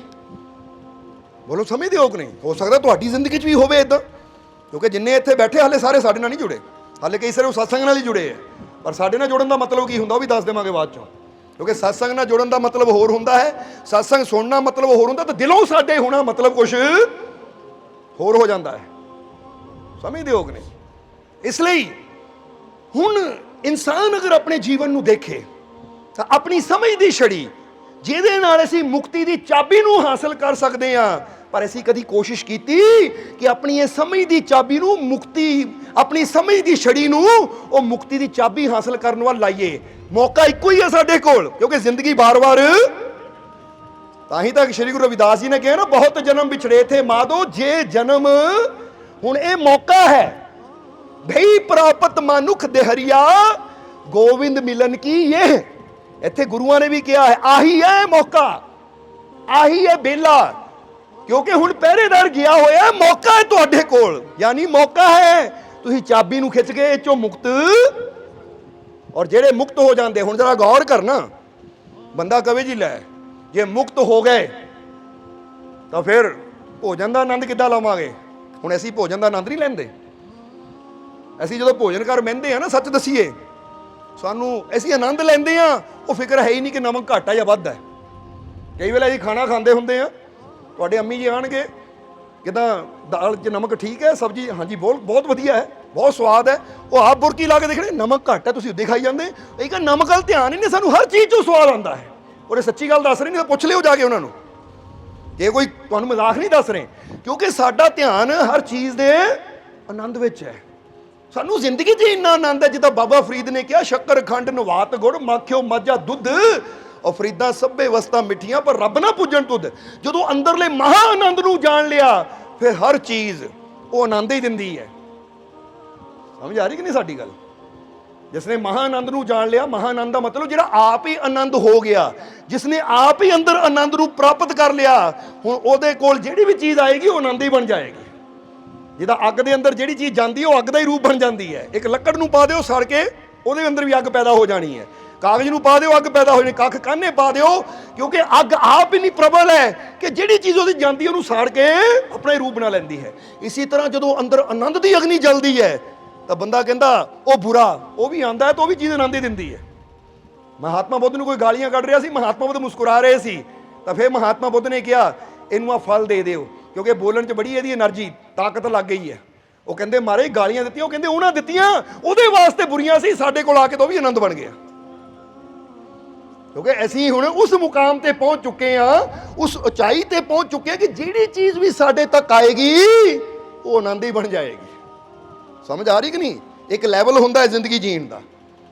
ਅਸੀਂ ਇਸ ਲਈ ਕਹਾਂਗੇ ਕਿ ਜੇ ਅਸੀਂ ਇਸ ਪਿੰਜਰੇ 'ਚ ਬੰਦ ਹਾਂ, ਇਹ ਕੈਦ ਵਿੱਚ ਹਾਂ, ਤਾਂ ਸਭ ਤੋਂ ਪਹਿਲਾਂ ਆਪਣੀ ਸਮਝ ਦੀ ਛੜੀ ਨਾਲ ਮੁਕਤੀ ਦੀ ਚਾਬੀ ਨੂੰ ਲੱਭਣ ਦੀ ਕੋਸ਼ਿਸ਼ ਕਰੋ। ਉਹ ਮੁਕਤੀ ਨੂੰ ਪ੍ਰਾਪਤ ਕਰਨ ਦੀ ਕੋਸ਼ਿਸ਼ ਕਰੋ। ਕੀ ਫਾਇਦਾ ਅੰਦਰ ਕੈਦ ਆ, ਕੱਪੜੇ ਲੈ ਲਓ, ਕੋਈ ਫਾਇਦਾ ਹੈ।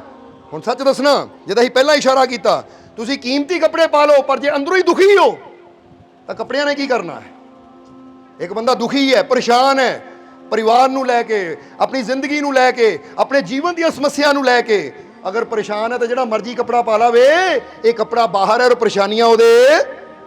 ਹੁਣ ਉਹਨੂੰ ਇਹ ਚਾਹੀਦਾ ਕਿ ਕੱਪੜੇ ਦੀ ਟੈਨਸ਼ਨ ਨਾ ਲਵਾਂ, ਕੱਪੜੇ ਨੂੰ ਪਾਉਣ ਦੀ ਮਿਹਨਤ ਘੱਟ ਕਰਾਂ, ਪਹਿਲਾਂ ਇਹਨਾਂ ਪਰੇਸ਼ਾਨੀਆਂ ਦੇ ਪਿੰਜਰੇ ਚੋਂ ਨਿਕਲਣ ਵਾਸਤੇ ਉਹ ਚਾਬੀ ਦੀ ਤਲਾਸ਼ ਕਰਾਂ ਜਿਹੜੀ ਮੈਨੂੰ ਇਹਨਾਂ ਪਰੇਸ਼ਾਨੀਆਂ ਤੋਂ ਮੁਕਤ ਕਰ ਦੇਵੇ। ਕਿਉਂਕਿ ਜੀਵਨ 'ਚ ਸ਼ਾਂਤੀ ਹੋਏਗੀ, ਆਨੰਦ ਹੋਏਗਾ, ਤਾਂ ਕੱਪੜਾ ਸਧਾਰਨ ਵੀ ਸਵਾਦ ਦੇਗਾ। ਸਵਾਦ ਮਤਲਬ ਮਜ਼ਾ ਦੇਗਾ, ਆਨੰਦ ਦੇਗਾ। ਤਾਂ ਜੇ ਅੰਦਰ ਹੀ ਦੁਖੀ ਹੈ, ਅੰਦਰ ਹੀ ਬੰਦਾ ਚਿੰਤਾ ਨਾਲ ਭਰਿਆ ਹੈ, ਅੰਦਰ ਹੀ ਬੰਦੇ ਦੇ ਅੰਦਰ ਹਰ ਵੇਲੇ ਟੈਨਸ਼ਨ ਫਿਕਰ ਚੱਲ ਰਹੀ ਹੈ, ਤਾਂ ਬਾਹਰੋਂ ਤੁਸੀਂ 10,000 ਦਾ 10 ਲੱਖ ਦਾ ਵੀ ਕੱਪੜਾ ਪਾ ਲਓ, ਉਹ ਵਿਅਰਥ ਹੋ ਜਾਏਗਾ। ਗੱਲ ਸਹੀ ਹੈ ਕਿ ਨਹੀਂ। ਕੀ ਫੀਲ ਹੋ ਰਿਹਾ ਤੁਹਾਨੂੰ। ਇਸ ਲਈ ਸਮਝ ਲੈਣਾ ਕਿ ਅੱਜ ਇਨਸਾਨ, ਹੁਣ ਕਹਿ ਤਾਂ ਰਹੇ ਹੋ ਕਿ ਇਨਸਾਨ ਨੂੰ ਚਾਬੀ ਨੂੰ ਚੱਕਣਾ ਚਾਹੀਦਾ ਹੈ, ਪਰ ਅਸੀਂ ਕਹਾਂਗੇ ਤੁਸੀਂ ਚਾਬੀ ਨੂੰ ਚੱਕਣ ਦੀ ਬਜਾਏ ਨਾ ਆਪਣੀ ਸਮਝ ਨਾਲ ਤੁਸੀਂ ਸਾਰੇ ਵੀ ਤੁਹਾਨੂੰ ਕਿੱਦਾਂ ਇਕੱਠਾ ਕਰ ਲਈਏ। ਸਮਝਦੇ ਹੋ ਕਿ ਨਹੀਂ। ਕਹਿੰਦੇ ਗੁੱਲਕ ਦੇਖੀ ਹੈ ਨਾ, ਗੁੱਲਕ ਕਿਹਨੂੰ ਕਹਿੰਦੇ ਆ ਪਤਾ ਤੁਹਾਨੂੰ। ਜਵਾਬ ਦਿਓ ਫਿਰ ਕਿਹਨੂੰ ਕਹਿੰਦੇ ਆ। ਇੱਕ ਮਿੱਟੀ ਦੀ ਗੁੱਲਕ ਹੁੰਦੀ ਹੈ ਜਿਹਦੇ 'ਚ ਪੈਸਾ ਪਾਉਣ ਦਾ ਰਸਤਾ ਹੁੰਦਾ ਪਰ ਨਿਕਲਣ ਦਾ ਕੋਈ ਰਸਤਾ ਨਹੀਂ ਹੁੰਦਾ। ਉਹ ਚੋਂ ਨਿਕਲਦਾ ਕਿੱਦਾਂ ਹੈ, ਕੀ ਕਰਨਾ ਪੈਂਦਾ ਉਹਨੂੰ ਤੋੜਨਾ ਪੈਂਦਾ ਹੈ। ਇਸ ਲਈ ਹੁਣ ਜ਼ਰਾ ਸਮਝਣਾ ਕਿ ਇਨਸਾਨ ਦੀ ਜ਼ਿੰਦਗੀ ਵੀ ਨਾ ਉਹ ਗੁੱਲਕ ਦੀ ਤਰ੍ਹਾਂ ਹੀ ਹੈ, क्योंकि टूटने से पहले गुल्लक को भी यह भ्रम होता है कि सारा पैसा उसी का है। समझते हो कि नहीं। जब तक टुटदी नहीं ਉਹਨੂੰ ਇੱਕ ਭਰਮ ਹੁੰਦਾ, ਭੁਲੇਖਾ ਹੁੰਦਾ ਸਾਰਾ ਪੈਸਾ ਮੇਰੇ ਹੀ ਹੈ, ਮੇਰੇ ਅੰਦਰ ਹੀ ਹੈ। ਪਰ ਪਤਾ ਤਾਂ ਉਦੋਂ ਲੱਗਦਾ ਟੁੱਟਦਾ ਹੈ, ਉਹ ਫਿਕਰ ਜਾਂਦੀ ਹੈ ਤਾਂ ਕੋਈ ਆਂਦਾ ਚੱਕ ਕੇ ਇਕੱਠਾ ਕਰਕੇ ਲੈ ਜਾਂਦਾ ਹੈ। ਇਸ ਲਈ ਇਨਸਾਨ ਦੀ ਵੀ ਇਹ ਭੁਲੇਖਾ ਭਰਮ ਗੁੱਲਕ ਦੀ ਤਰ੍ਹਾਂ ਹੀ ਹੈ ਕਿ ਮਰਨ ਤੱਕ ਇਨਸਾਨ ਨੂੰ ਲੱਗਦਾ ਸਭ ਕੁਝ ਮੇਰਾ ਹੀ ਹੈ। ਇੱਧਰ ਜ਼ਿੰਦਗੀ ਦਾ ਭਾਂਡਾ ਫੁੱਟਦਾ ਹੈ, ਉਧਰ ਉਹ ਸਾਰਾ ਪੈਸਾ ਦੂਜੇ ਸੰਭਾਲਣਾ ਸ਼ੁਰੂ ਕਰ ਦਿੰਦੇ, ਉਹ ਲੈ ਲਓ ਲੈ ਲਓ। ਤਾਂ ਹੀ ਤਾਂ ਕਿਹਾ ਜਾਂਦਾ ਹੈ, ਆਂਦਾ ਕਿ ਨਹੀਂ। ਕਹਿੰਦੇ ਮਾਤਾ ਪਿਤਾ ਦੀ ਸੇਵਾ ਕਰਨਾ ਜਾਂ ਮਾਤਾ ਪਿਤਾ ਦੀ परवरिश कर परवरिश माता पिता की भी होंगी है कि जो बच्चे बड़े हो जाते जिदा माँ बाप ने साड़ी बचपन च परवरिश की, साढ़े खान पान का ध्यान रखा, हुण असीं माँ बाप का ध्यान रखीए। समझते हो कि नहीं? पर कहा जाता है कि माँ बाप की सेवा किसी को चंगी नहीं लगती, पर माँ बाप की दौलत, माँ बाप की प्रॉपर्टी वो सारे चंगी लगती। मैनू मिले, मैनू मिले, मैनू मिले। माँ बेशक तू लै जा, डैडी नूं बेशक तू अपने घर रह जा, पर डैडी की जमीन मैनू चाहिए है, डैडी का मकान मैनू चाहिए है। वो किहड़े भरमा जी रहे हैं असीं? ये जीवन की सच्चाई नूं समझो। इसलिए टूटने से पहले गुल्लक को भी ये भ्रम होता है कि सारा पैसा उसी का है। हुण तुहाडा भी यही हाल है, देखा कई बार ना, और मेरे कपड़े, मेरी जमीन। वो मौत खड़ी हस रही है, देख आ रही है मैं तोड़न वास्ते तेनू। तोड़न का मतलब तेरे श्वासां की डोरी टुटन वाली है, तेरे जीवन का भांडा फुटन वाला है। जिदा कहते हैं ना कि पानी का बुदबुदा बुलबुला होंदा ना पानी का, ऐस मानुस की जात पानी केरा बुलबुला, ऐस मानस की जात देखत ही छुप जाएगा जूं तारा। कहते जिदा प्रभात के वेले माड़ा जिहा सूरज की रोशनी निकलती है तो सारे तारे नज़र आने बंद हो जाते हैं। अज तू भी बड़ा टिमटमांदा है, मेरे वर्गा कोई नहीं है, देख मैं, पर जिद्दां ही मौत का थोड़ा जिहा झलक पैनी है तो तेरे जीवन के तारे इदां छुपने कि लभ्या भी फिर कोई दूरबीन लैके भी लभू ना, कित्थे गया मेरे डैडी, वो कित्थे गया मेरा बेटा, कित्थे गया मेरी माँ, कित्थे गया मेरा यार, कित्थे गए मेरे फलाने, लभ जाऊंगे। क्योंकि इदां इदां बंदा छुप जाता है। इसलिए इदां दे गुमान जींदे जी ही जिसने समझ ले, इन्हां गुमानां नूं, इन्हां गलत फहमियां नूं जिसने खत्म कर लिया ना, समझ लो वो अपने दुखों परेशानियों तो मुक्त हो जाता है। इसलिए समझना जरा सारिਆਂ ने कि अज इंसान नूं पता है कि साडी आत्मा इस पिंजरे च कैद है, पर ऐसी मुक्ति की कोशिश कौन कर रहे हैं कि किद्दां ऐसी है दुखों परेशानियां चिंतावां तो मुक्त हो सकते। बस आ डंडा समझदा, डंडा आ पैसे नूं खिच लो, आ कपड़े नूं खिच लो, आ भोजन नूं खिच लो, मैनूं आ भोजन चाहिए है, मैनूं आ चाहिए है। पर फिर असीं कहांगे कि जब तक तुहानूं मुक्ति नहीं मिलेगी ना, जब तक तुसीं उस लैवल ते नहीं आओगे जिथे तुसीं कहो कि हुण मैनूं कोई टेंशन, हुण मैनूं कोई चिंता, हुण मैं मालिक दे नाल जुड़ के वो युक्ति ले लई है, मैनूं वो रस्ता मिल गया है जिहदे नाल मैं अपणियां सारियां चिंतावां फिकरां तो मुक्त हो गया, फिर जिंदगी जीण दा पूरा आनंद आएगा। और जे तुसीं मुक्त हो ना, आनंदित हो, तो जिद्दां दस्सिया कपड़ा फिर सधारण भी पा लो, भी मजा देगा। फिर खाना चाहे सधारण भी होवे ना, वो भी स्वाद देगा, क्योंकि मुक्ति का भोजन है। जिदा बाबा फरीद भी कहते सी कि एक तोते नूं पिंजरे च बंद करके तू मेवे पा, बदाम पा, काजू पा, सब कुछ पा, पर ਉਹਦੇ वास्ते सब तो प्यारी चीज़ वो मेवे नहीं है, ਉਹਦੇ वास्ते सब तो प्यारी चीज़ ਉਹਦੀ आज़ादी है। अगर तू वाकई ਉਹਨੂੰ प्यार करदा है तो ये ना कह मैं तोते नूं इन्ना प्यार करदा, देख मैनूं बदाम खिलांदा रोज़, मैनूं तोते नाल इन्ना प्यार है, मैं इनू रोज़ काजू खिलांदा आ, इनू रोज़ 100 की किशमिश खिलांदा आ, मैं रोज़ इनू मेवे पांदा कीमती कीमती। कहंदे ये तेरा प्यार नहीं है, जे वाकई तू ਉਹਨੂੰ प्यार करदा है तो ਇਹਦਾ मतलब की है, जे तेनू तोते नाल प्यार है तो तू ਉਹਨੂੰ मेवे बदाम काजू किशमिश पाण दी बजाए ਉਹਦੇ पिंजरे नूं खोल देगा, ਉਹਨੂੰ कहेगा उड़ जा भी, मैनू तेरे नाल प्यार है। और प्यार किसी नूं बंदर विच रखना पसंद नहीं करता, प्यार तो चाहता मेरे प्यारे की आज़ादी। समझदे हो कि नहीं? और जे असीं कहंदे प्यार दीयां गल्लां करदे हैं पर आज़ादी देण नूं तैयार नहीं है तो प्यार नहीं है, वो झूठा।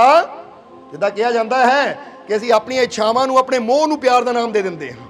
मोह का मतलब हुंदा है मेरी पकड़ च रवे, ये मेरी कैद च रवे, मैं जो कहां उही करे, इहनूं कहंदे मोह। तो प्यार का मतलब हुंदा तू आज़ाद है, जे तैनूं मिलना होएगा तो बैठेगा, नहीं होएगा तो जबरदस्ती कोई नहीं। तां ही तुहानूं भी कहीदा असीं तुहानूं प्यार करदे हां, और तुसीं जे तुहाडे मन च साडे वास्ते प्यार है तो बैठो, जे नहीं प्यार तो दरवाजा देखो सामने। समझदे हो कि नहीं? जबरदस्ती तो कोई है ही नहीं, क्योंकि कई डरा के बहिंदे है। जिद्दां एक जीव आया गुरदासपुर वालों, मालको असीं पहलां किते जांदे हुंदे सी, अच्छा ठीक है, फिर कहंदे तुहाडा सत्संग यूट्यूब ते सुनिया, सानूं इन्ना वधिया लगा ना, मन तुहाडे नाल जुड़ गया, हुण असीं दरबार ते आना शुरू करता। उन्हां नूं पता लगा, वो कहंदे तबाह कर देना तैनूं, मैनूं छड्ड के, सानूं छड्ड के किसी होर पासे जाण लग पिया, तू तैनूं पता बर्बाद कर देवांगे तैनूं। कहंदा हुण मालको मैनूं डर लगदा, मैं की करां? ये कि हुण तू देख लै, डर दे नाल चलना है या प्यार दे नाल चलना है, ये तेरी समझ होनी चाहिए है। क्योंकि कि इदां डरा दिंदे है कि ना मेरे कोल आया ना, तो इसदा मतलब हुण एक गल दा जवाब देना, ये तुसीं दसना है सानूं कि परमात्मा दा काम प्यार करना या डराना है। और डराना किहदा काम है? वो शैतान दा काम है, जिहड़ा सानूं डरावे ਕਿ ਜੇ ਤੂੰ ਇਦਾਂ ਕੀਤਾ ਨਾ ਦੇਖੀ ਫਿਰ ਤੇਰਾ ਕੀ ਹਾਲ ਕਰਦੇ ਆ। ਇਹਦਾ ਮਤਲਬ ਇੱਥੇ ਰੱਬ ਰੂਪ ਕੋਈ ਹੈ ਨਹੀਂ, ਇੱਥੇ ਪ੍ਰਮਾਤਮਾ ਹੈ ਨਹੀਂ, ਇਹਦੇ ਅੰਦਰ ਸ਼ੈਤਾਨ ਹੀ ਬੈਠਾ ਹੈ, ਸ਼ੈਤਾਨ ਹੀ ਬੋਲ ਰਿਹਾ ਹੈ। ਜਿੱਦਾਂ ਅਸੀਂ ਇੱਕ ਕਹਾਣੀ ਕਹੀ ਸੀ ਜੋ ਸਾਨੂੰ ਬੜੀ ਪਿਆਰੀ ਲੱਗਦੀ ਹੈ ਕਿ ਇੱਕ ਜਹਾਜ਼ ਦੇ ਅੰਦਰ ਨਾ, ਸਮੁੰਦਰੀ ਜਹਾਜ਼ ਦੇ ਅੰਦਰ ਇੱਕ ਫਕੀਰ ਸਫ਼ਰ ਕਰ ਰਹੇ ਸੀ ਤਾਂ ਸ਼ਾਮ ਦੇ ਸਮੇਂ ਕੁਝ ਨੌਜਵਾਨਾਂ ਨੇ ਮਸਤੀ ਕੀਤੀ, ਸ਼ਰਾਬ ਪੀ ਲਈ ਔਰ ਮਸਤੀ ਵਿੱਚ ਨਾ, ਸ਼ਰਾਬ ਦੇ ਨਸ਼ੇ ਵਿੱਚ ਫਕੀਰ ਬੈਠੇ ਇਬਾਦਤ ਤੇ ਜਹਾਜ਼ ਦੇ ਇੱਕ ਕੋਨੇ 'ਚ ਬੈਠੇ ਇਬਾਦਤ ਕਰ ਰਹੇ ਹੈ। ਉਹ ਨੌਜਵਾਨਾਂ ਨੇ ਸ਼ਰਾਬ ਦੇ ਨਸ਼ੇ 'ਚ ਆ ਕੇ ਫਕੀਰਾਂ ਨੂੰ ਮਾਰਨਾ ਸ਼ੁਰੂ ਕਰਤਾ, ਮਜ਼ਾਕ ਕਰਨਾ ਸ਼ੁਰੂ ਕਰਤਾ ਕਿ ਦੇਖ ਦੇਖ ਵੱਡਾ ਫਕੀਰ ਬੈਠਾ ਹੈ ਧਿਆਨ ਤੇ, ਕੋਈ ਉਹਦੇ ਸਿਰ 'ਚ ਹੱਥ ਮਾਰ ਜਾਵੇ, ਕੋਈ ਤੁਰੇ ਜਾਂਦੇ ਧੱਕਾ ਮਾਰ ਦੇਵੇ, ਹੱਸਣ ਫਿਰ ਉੱਚੀ ਉੱਚੀ, ਯਾਨੀ ਫਕੀਰਾਂ ਨੂੰ ਪਰੇਸ਼ਾਨ ਕਰਨ ਲੱਗ ਪਏ। ਉਦੋਂ ਹੱਦ ਹੋ ਗਈ ਜਦੋਂ ਇੱਕ ਨੌਜਵਾਨ ਨੇ ਜੁੱਤੀ ਲਾਈ ਔਰ 5-7 ਜੁੱਤੀਆਂ ਫਕੀਰ ਦੇ ਸਿਰ 'ਚ ਮਾਰੀਆਂ। ਜਿੱਦਾਂ ਹੀ ਸਿਰ 'ਚ ਜੁੱਤੀਆਂ ਮਾਰੀਆਂ ਕਿ ਅਚਾਨਕ ਇੱਕ ਹਵਾ ਚਲੀ, ਫਕੀਰ ਅੱਖਾਂ ਬੰਦ ਕਰਕੇ ਬੈਠੇ ਹੈ, ਇੱਕ ਹਵਾ ਚਲੀ ਔਰ ਜਹਾਜ਼ ਹਿੱਲਣ ਲੱਗ ਪਿਆ। ਤਾਂ ਆਕਾਸ਼ਵਾਣੀ ਹੋਈ, ਆਵਾਜ਼ ਆਈ, ਐ ਫਕੀਰ ਤੂੰ ਮੇਰਾ ਪਿਆਰਾ ਹੈ, ਤੂੰ ਮੇਰੀ ਬੰਦਗੀ 'ਚ ਬੈਠਾ ਹੈ ਔਰ ਇਹ ਤੈਨੂੰ ਤਕਲੀਫ ਦੇ ਰਹੇ ਹੈ, ਤੇਰੇ ਨਾਲ ਮਜ਼ਾਕ ਕਰ ਰਹੇ ਹੈ, ਤੈਨੂੰ ਪਰੇਸ਼ਾਨ ਕਰ ਰਹੇ ਹੈ, ਇਸ ਲਈ ਇੱਕ ਵਾਰ ਹੁਕਮ ਕਰ, ਮੈਂ ਹੁਣੇ ਇਹਨਾਂ ਨੂੰ ਖਤਮ ਕਰ ਦੇਵਾਂ, ਯਾਨੀ ਹੁਣੇ ਇਹਨਾਂ ਦੀ ਜਾਨ ਕੱਢ ਲਵਾਂ, ਹੁਣੇ ਇਹਨਾਂ ਨੂੰ ਮੌਤ ਦੇ ਦੇਵਾਂ, ਇੱਕ ਵਾਰ ਹੁਕਮ ਕਰ ਦੇ। ਫਕੀਰ ਨੇ ਅੱਖਾਂ ਖੋਲੀਆਂ, ਆਸਮਾਨ ਵੱਲ ਦੇਖਿਆ, ਜਰਾ ਹੁਣ ਗੌਰ ਕਰਨਾ, ਔਰ ਪਤਾ ਹੀ ਦੇਖ ਕੇ ਕੀ ਕਿਹਾ, ਆਸਮਾਨ ਵੱਲ ਦੇਖ ਕੇ ਕਿਹਾ, ਕੌਣ ਬੋਲਦਾ ਆ? ਇਹ ਮੇਰਾ ਭਗਵਾਨ ਨਹੀਂ ਹੋ ਸਕਦਾ, ਮੇਰਾ ਖੁਦਾ ਨਹੀਂ ਹੋ ਸਕਦਾ, ਔਰ ਇਹ ਕੋਈ ਸ਼ੈਤਾਨ ਹੈ। ਜਾ ਸ਼ੈਤਾਨ, ਮੈਂ ਤੇਰੀ ਗੱਲ ਨਾ ਹੀ ਸੁਣਨੀ ਹੈ ਤੇ ਨਾ ਹੀ ਮੰਨਣੀ ਹੈ, ਪਿੱਛੇ ਹੋ। ਕਹਿੰਦੇ ਫਿਰ ਦੁਬਾਰਾ ਇੱਕ ਹੋਰ ਆਵਾਜ਼ ਆਈ ਕਿ ਵਾਹ ਫਕੀਰ, ਵਾਕਈ ਤੈਨੂੰ ਕਿੱਦਾਂ ਪਤਾ ਲੱਗਾ? ਉਹ ਆਵਾਜ਼ ਸ਼ੈਤਾਨ ਦੀ ਆਵਾਜ਼ ਸੀ। ਉਸ ਲਈ ਫਕੀਰ ਨੇ ਕਿਹਾ, ਐ ਖੁਦਾ, ਕਿਸੇ ਨੂੰ ਤਬਾਹ ਕਰਨ ਦੀ, ਕਿਸੇ ਨੂੰ ਮੌਤ ਦੇਣ ਦੀ, ਕਿਸੇ ਨੂੰ ਬਰਬਾਦ ਕਰਨ ਦੀ ਆਵਾਜ਼ ਕਦੀ ਮੇਰੇ ਖੁਦਾ ਦੀ ਹੋ ਹੀ ਨਹੀਂ ਸਕਦੀ, ਕਿਉਂਕਿ ਮੇਰਾ ਖੁਦਾ ਤਾਂ ਰਹੀਮ ਹੈ, ਜਿਹਨੂੰ ਕਹਿੰਦੇ ਰਹਿਮਾਨੇ ਰਹੀਮ, ਜੋ ਸਭ ਤੇ ਰਹਿਮ ਕਰਨ ਵਾਲਾ ਹੈ। ਉਹ ਜੇ ਉਹਦੇ ਪਿਆਰੇ ਜੀਸਸ ਨੂੰ ਹੱਥਾਂ ਪੈਰਾਂ 'ਚ ਕਿੱਲਾਂ ਠੋਕ ਕੇ ਸਲੀਬ ਤੇ ਚੜਾਇਆ ਗਿਆ, ਉਹਦੇ ਪਿਆਰੇ ਸਲੀਬ ਤੇ ਚੜ ਕੇ ਸਰਬਤ ਦਾ ਭਲਾ ਮੰਗ ਸਕਦੇ ਕਿ ਐ ਮੇਰੇ ਪਰਮ ਪਿਤਾ ਇਹਨਾਂ ਨੂੰ ਮਾਫ ਕਰ ਦੇ, ਇਹਨਾਂ ਨੂੰ ਨਹੀਂ ਪਤਾ ਕੀ ਕਰ ਰਹੇ ਹੈ। ਜੇ ਹਜ਼ੂਰ ਮੁਹੰਮਦ ਵਰਗੇ ਪੱਥਰ ਖਾ ਕੇ ਲਹੂ ਲਹਾਨ ਹੋ ਕੇ ਉਹ ਜੀਵਾਂ ਦਾ ਭਲਾ ਮੰਗ ਸਕਦੇ ਕਿ ਐ ਰੱਬਾ ਇਹਨਾਂ ਨੂੰ ਮਾਫ ਕਰ ਦੇ, ਬਖਸ਼ ਦੇ, ਇਹਨਾਂ ਨੂੰ ਨਹੀਂ ਪਤਾ ਇਹ ਕੀ ਕਰ ਰਹੇ ਹੈ। ਉਹ ਜੇ ਹਜ਼ੂਰ ਗੌਸ ਸਭ ਦਾ ਭਲਾ ਮੰਗ ਸਕਦੇ ਹੈ ਤਾਂ ਐ ਖੁਦਾ, ਇਹਦਾ ਮਤਲਬ ਜੇ ਐਡੇ ਬੜੇ ਪੀਰ ਫਕੀਰ ਦੁੱਖ ਝੱਲ ਕੇ ਭਲਾ ਮੰਗਦੇ ਹੈ ਤਾਂ ਇਹਦਾ ਮਤਲਬ ਤੇਰੇ ਘਰ ਦਾ ਨਿਯਮ ਹੀ ਹੈ ਰਹਿਮ ਕਰਨਾ, ਬਰਬਾਦ ਕਰਨਾ ਤਾਂ ਸ਼ੈਤਾਨ ਦਾ ਨਿਯਮ ਹੈ। ਇਸ ਲਈ ਜਿਹੜੇ ਵਾਕਈ ਰੱਬ ਨਾਲ ਜੁੜੇ ਹੋਏ ਹੈ ਉਹਨਾਂ ਨੂੰ ਤੁਸੀਂ ਗਾਲੀ ਦੇ ਦਿਓ, ਬੁਰਾ ਬੋਲੋ ਤਾਂ ਵੀ ਕਹਿਣਗੇ ਰੱਬ ਤੁਹਾਡਾ। ਇਸ ਲਈ ਫਕੀਰਾਂ ਨੇ ਕੀ ਕਿਹਾ, ਐ ਖੁਦਾ ਮੈਨੂੰ ਪਤਾ ਹੈ ਕਿ ਸ਼ੈਤਾਨ ਹੀ ਹਮੇਸ਼ਾ ਮਾਰਨ ਦੀ ਗੱਲ ਕਰਦਾ ਹੈ, ਖੂਨ ਪੀਣ ਦੀ ਗੱਲ ਕਰਦਾ ਹੈ। ਆ ਕਈ ਕਹਿੰਦੇ ਆ ਜੀ ਆ ਫਲਾਣੇ ਦਰਬਾਰ ਤੇ ਬੱਕਰਾ ਚੜਦਾ ਹੈ, ਬਲੀ ਚੜਦੀ ਹੈ, ਉਹ ਫਲਾਣਾ ਦਿੱਤਾ ਜਾਂਦਾ ਹੈ, ਤੇ ਅਸੀਂ ਕਹੀਦਾ ਸਾਫ਼ ਗੱਲ ਕਲੀਅਰ ਹੈ ਕਿ ਉਹ ਦਰਬਾਰ ਪੀਰਾਂ ਫਕੀਰਾਂ ਦਾ ਹੋ ਹੀ ਨਹੀਂ ਸਕਦਾ, ਉਹ ਦਰਬਾਰ ਹੀ ਸ਼ੈਤਾਨ ਦਾ ਜਿੱਥੇ ਬੱਕਰੇ ਦਾ ਖੂਨ ਵਹਾਇਆ ਜਾਵੇ, ਕਿਉਂਕਿ ਖੂਨ ਦੇ ਪਿਆਸੇ ਫਕੀਰ ਨਹੀਂ ਹੁੰਦੇ, ਫਕੀਰ ਪ੍ਰੇਮ ਦੇ ਪਿਆਸੇ ਹੁੰਦੇ ਹੈ। ਉਹ ਜਿਹੜਾ ਖੂਨ ਮੰਗੇ, ਬਲੀ ਮੰਗੇ, ਉਹ ਸ਼ੈਤਾਨ ਹੀ ਹੋ ਸਕਦਾ ਹੈ। ਹਾਂ, ਉੱਪਰ ਨਾਮ ਜਿਹੜਾ ਮਰਜ਼ੀ ਦੇ ਦਿਓ। ਹੁਣ ਕਈ ਵਾਰ ਨਾ ਕਈ ਐਸੇ ਵੀ ਹੁੰਦੇ ਹੈ ਜਿਹੜੇ ਪੀਂਦੇ ਖੂਨ ਹੁੰਦੇ ਆ ਪਰ ਨਾਮ ਉਹਨਾਂ ਦਾ ਜੋ ਮਰਜ਼ੀ ਰੱਖ ਦਿਓ, ਸਮਝਦੇ ਹੋ ਕਿ ਨਹੀਂ? ਜਿੱਦਾਂ ਹੀ ਕਈ ਵਾਰ ਦੱਸਿਆ ਹੈ, ਕਈ ਹੁੰਦੇ ਡਰਦੇ ਚੂਹੇ ਤੇ ਹੁੰਦੇ, ਨਾਮ ਹੁੰਦਾ ਦਲੇਰ ਸਿੰਘ, ਸਮਝਦੇ ਹੋ ਕਿ ਨਹੀਂ? ਔਰ ਕਈ ਇਦਾਂ ਦੇ ਵੀ ਹੁੰਦੇ ਆ ਪੱਲੇ ਉਹਨਾਂ ਦੇ ਫੁੱਟੀ ਕੋੜੀ ਨਹੀਂ ਹੁੰਦੀ ਤਾਂ ਨਾਮ ਹੁੰਦਾ ਧਨੀ ਮੱਲ, ਧਨ ਨੂੰ ਮੱਲ ਕੇ ਬੈਠਾ ਹੋਇਆ ਹੈ। ਔਰ ਕਈ ਹੁੰਦੇ ਆ ਡਰਦੇ ਬੱਦਲਾਂ ਦੀ ਆਵਾਜ਼ ਤੋਂ, ਉਹਦਾ ਨਾਮ ਹੁੰਦਾ ਬਹਾਦਰ ਸਿੰਘ। ਸੋ ਨਾਵਾਂ ਨਾਲ ਕੀ ਹੈ? ਨਾਮ ਤਾਂ ਕੋਈ ਵੀ ਕਿਸੇ ਨੂੰ ਦੇ ਦਿਓ, ਪਰ ਗੱਲ ਤਾਂ ਕਰਮਾਂ ਦੀ ਹੈ ਕਿ ਕਰਨੀ ਕੀ ਹੈ। ਔਰ ਫਕੀਰਾਂ ਦੀ ਕਰਨੀ ਇਹ ਹੁੰਦੀ ਹੈ ਕਿ ਫਕੀਰ ਖੂਨ ਲੈਂਦੇ ਨਹੀਂ ਹੈ, ਜਾਨ ਲੈਂਦੇ ਨਹੀਂ ਹੈ, ਬਲਕਿ ਮੁਰਦਿਆਂ ਨੂੰ ਜਾਨਾਂ ਦਿੰਦੇ ਹੈ। ਉਹ ਕਿਸੇ ਨੂੰ ਡੁਬੋਂਦੇ ਨਹੀਂ ਹੈ ਬਲਕਿ ਡੁੱਬਿਆਂ ਨੂੰ ਤਾਰਦੇ ਹੈ। ਇਹ ਡੁੱਬਿਆਂ ਨੂੰ ਤਾਰਨਾ ਹੀ ਕੰਮ ਫਕੀਰਾਂ ਦਾ ਹੁੰਦਾ ਹੈ। ਤਾਂ ਜਿਹੜੇ ਸਾਨੂੰ ਧਮਕਾਈ ਜਾਣ, ਡਰਾਈ ਜਾਣ, ਤੇਰਾ ਇੱਦਾਂ ਕਰ ਦੇਵਾਂਗੇ, ਤੇਰਾ ਉੱਦਾਂ ਕਰ ਦੇਵਾਂਗੇ, ਜੇ ਤੂੰ ਇੱਦਾਂ ਨਾ ਕੀਤਾ, ਤੂੰ ਉੱਦਾਂ ਨਾ ਕੀਤਾ, ਤਾਂ ਉੱਥੋਂ ਐਸੀ ਕਹਾਂਗੇ ਜਿੰਨੀ ਜਲਦੀ ਹੋ ਸਕਦਾ ਨਾ ਦੌੜੋ, ਬਚੋ, ਆਪਣੀ ਜ਼ਿੰਦਗੀ ਨੂੰ ਬਰਬਾਦ ਨਾ ਕਰੋ ਐਸੇ ਸ਼ੈਤਾਨਾਂ ਪਿੱਛੇ ਲੱਗ ਕੇ। ਇਹ ਗੱਲ ਕਲੀਅਰ ਹੈ। ਹੋ ਸਕਦਾ ਕਿਸੇ ਨੂੰ ਬੁਰੀ ਲੱਗੇ ਪਰ ਸੱਚ ਤਾਂ ਕਹਿ ਦਿਓ ਫਿਰ, ਕਿਉਂਕਿ ਸੱਚ ਕਹਾਂ ਤੇ ਭਾਂਬੜ ਮੱਚਦਾ, ਝੂਠ ਕਹਾਂ ਤੇ। ਔਰ ਹੋ ਸਕਦਾ ਹੈ ਸਾਡੀ ਇਹ ਗੱਲ ਸੁਣ ਕੇ ਆ ਜਿਹੜੇ ਐਵੇਂ ਧਮਕੀਆਂ ਦਿੰਦੇ ਆ ਤੈਨੂੰ ਇੱਦਾਂ ਕਰਦੇ, ਉਹਨਾਂ ਨੂੰ ਅਕਲ ਆ ਜਾਵੇ, ਕਿਉਂਕਿ ਅਕਲ ਦੇਣਾ ਹੀ ਤਾਂ ਫਕੀਰਾਂ ਦਾ ਕੰਮ ਹੁੰਦਾ ਹੈ। ਤੁਸੀਂ ਸਮਝ ਲੈਣਾ ਸਾਰਿਆਂ ਨੇ।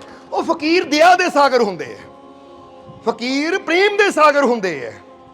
ਇਸ ਲਈ ਇਤਿਹਾਸ ਵਿੱਚ ਜਦੋਂ ਤੁਸੀਂ ਸ਼੍ਰੀ ਗੁਰੂ ਨਾਨਕ ਦੇਵ ਜੀ ਦੀ ਜ਼ਿੰਦਗੀ ਪੜ੍ਹੋਗੇ, ਸ਼੍ਰੀ ਗੁਰੂ ਅਰਜੁਨ ਦੇਵ ਜੀ ਦੀ ਜ਼ਿੰਦਗੀ ਪੜ੍ਹੋਗੇ, ਤਾਂ ਦੇਖੋਗੇ ਤੱਤੀਆਂ ਤਵੀਆਂ ਤੇ ਬਿਠਾਉਣ ਵਾਲਿਆਂ ਨੂੰ ਵੀ ਉਹ ਦੁਆ ਦੇ ਰਹੇ, ਦੁਆ ਯਾਨੀ ਆਸ਼ੀਰਵਾਦ ਦੇ ਰਹੇ ਹੈ। ਕੋਈ ਬਦਦੁਆ ਨਹੀਂ ਦੇ ਰਹੇ ਕਿ ਤੁਹਾਡਾ ਕੱਖ ਨਾ ਰਵੇ, ਤੁਸੀਂ ਮਰ ਜਾਓ, ਤੁਹਾਡਾ ਪੂਰਾ ਟੱਬਰ ਤਬਾਹ ਹੋ ਜਾਵੇ, ਤੁਹਾਡਾ ਪਰਿਵਾਰ ਖਤਮ ਹੋ ਜਾਵੇ, ਇਦਾਂ ਦੀ ਕੋਈ ਬਦਦੁਆ ਨਹੀਂ। ਇਹੀ ਤਾਂ ਰੱਬ ਦੇ ਪਿਆਰਿਆਂ ਦੀ ਸਭ ਤੋਂ ਪਹਿਲੀ ਨਿਸ਼ਾਨੀ ਹੁੰਦੀ ਹੈ। ਉਹ ਪ੍ਰੇਮ ਔਰ ਸ਼ਾਂਤੀ ਆਨੰਦ ਦੀ ਜੀਂਦੀ ਜਾਗਦੀ ਮੂਰਤ ਹੁੰਦੇ ਹੈ। ਜਿੱਦਾਂ ਹੀ ਗੁਲਾਬ ਦੀ ਮਿਸਾਲ ਦੇਈਦੀ ਹੈ ਨਾ, ਕਿ ਗੁਲਾਬ ਕੋਲ ਜਿਹੜਾ ਵੀ ਜਾਏਗਾ, ਚਾਹੇ ਕੋਈ ਮਸਲਨ ਜਾਏਗਾ, ਚਾਹੇ ਕੋਈ ਤੋੜਨ ਜਾਏਗਾ, ਚਾਹੇ ਕੋਈ ਹੱਥ ਜੋੜ ਕੇ ਧੰਨਵਾਦ ਕਰਨ ਜਾਏਗਾ, ਉਹਨਾਂ ਸਭ ਨੂੰ ਕੀ ਦੇਣਾ ਹੈ? ਇਹ ਜਵਾਬ ਤੁਸੀਂ ਦੇਣਾ ਹੁਣ, ਕੀ ਦੇਣਾ ਹੈ? ਕਿਉਂਕਿ ਗੁਲਾਬ ਨੇ ਕਦੀ ਨਹੀਂ ਕਹਿਣਾ ਮੈਨੂੰ ਤੋੜਨ ਆਇਆ ਹੈ ਤਾਂ ਇਹਨੂੰ ਮੈਂ ਦੁਰਗੰਧ ਦੇਵਾਂ ਜਿਹਦੇ ਕੰਡਾ ਚੋਬਾਂ, ਸਮਝਦੇ ਹੋ ਕਿ ਨਹੀਂ?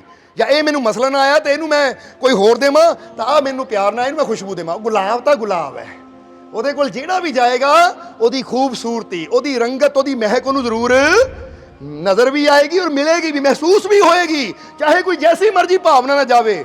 ਇਸ ਲਈ ਫਿਰ ਕਹਾਂਗੇ, ਸਾਡੇ ਕੋਲ ਕੋਈ ਨਫ਼ਰਤ ਦੀ ਭਾਵਨਾ ਲੈ ਕੇ ਆਵੇ, ਕੋਈ ਪ੍ਰੇਮ ਦੀ ਭਾਵਨਾ ਲੈ ਕੇ ਆਵੇ, ਜਿੱਦਾਂ ਦੀ ਮਰਜ਼ੀ ਭਾਵਨਾ ਲੈ ਕੇ ਆਵੇ, ਸਾਡੇ ਕੋਲ ਉਹਨੂੰ ਪਿਆਰ ਹੀ ਮਿਲੇਗਾ, ਕਿਉਂਕਿ ਇੱਥੇ ਹੈ ਹੀ ਪਿਆਰ।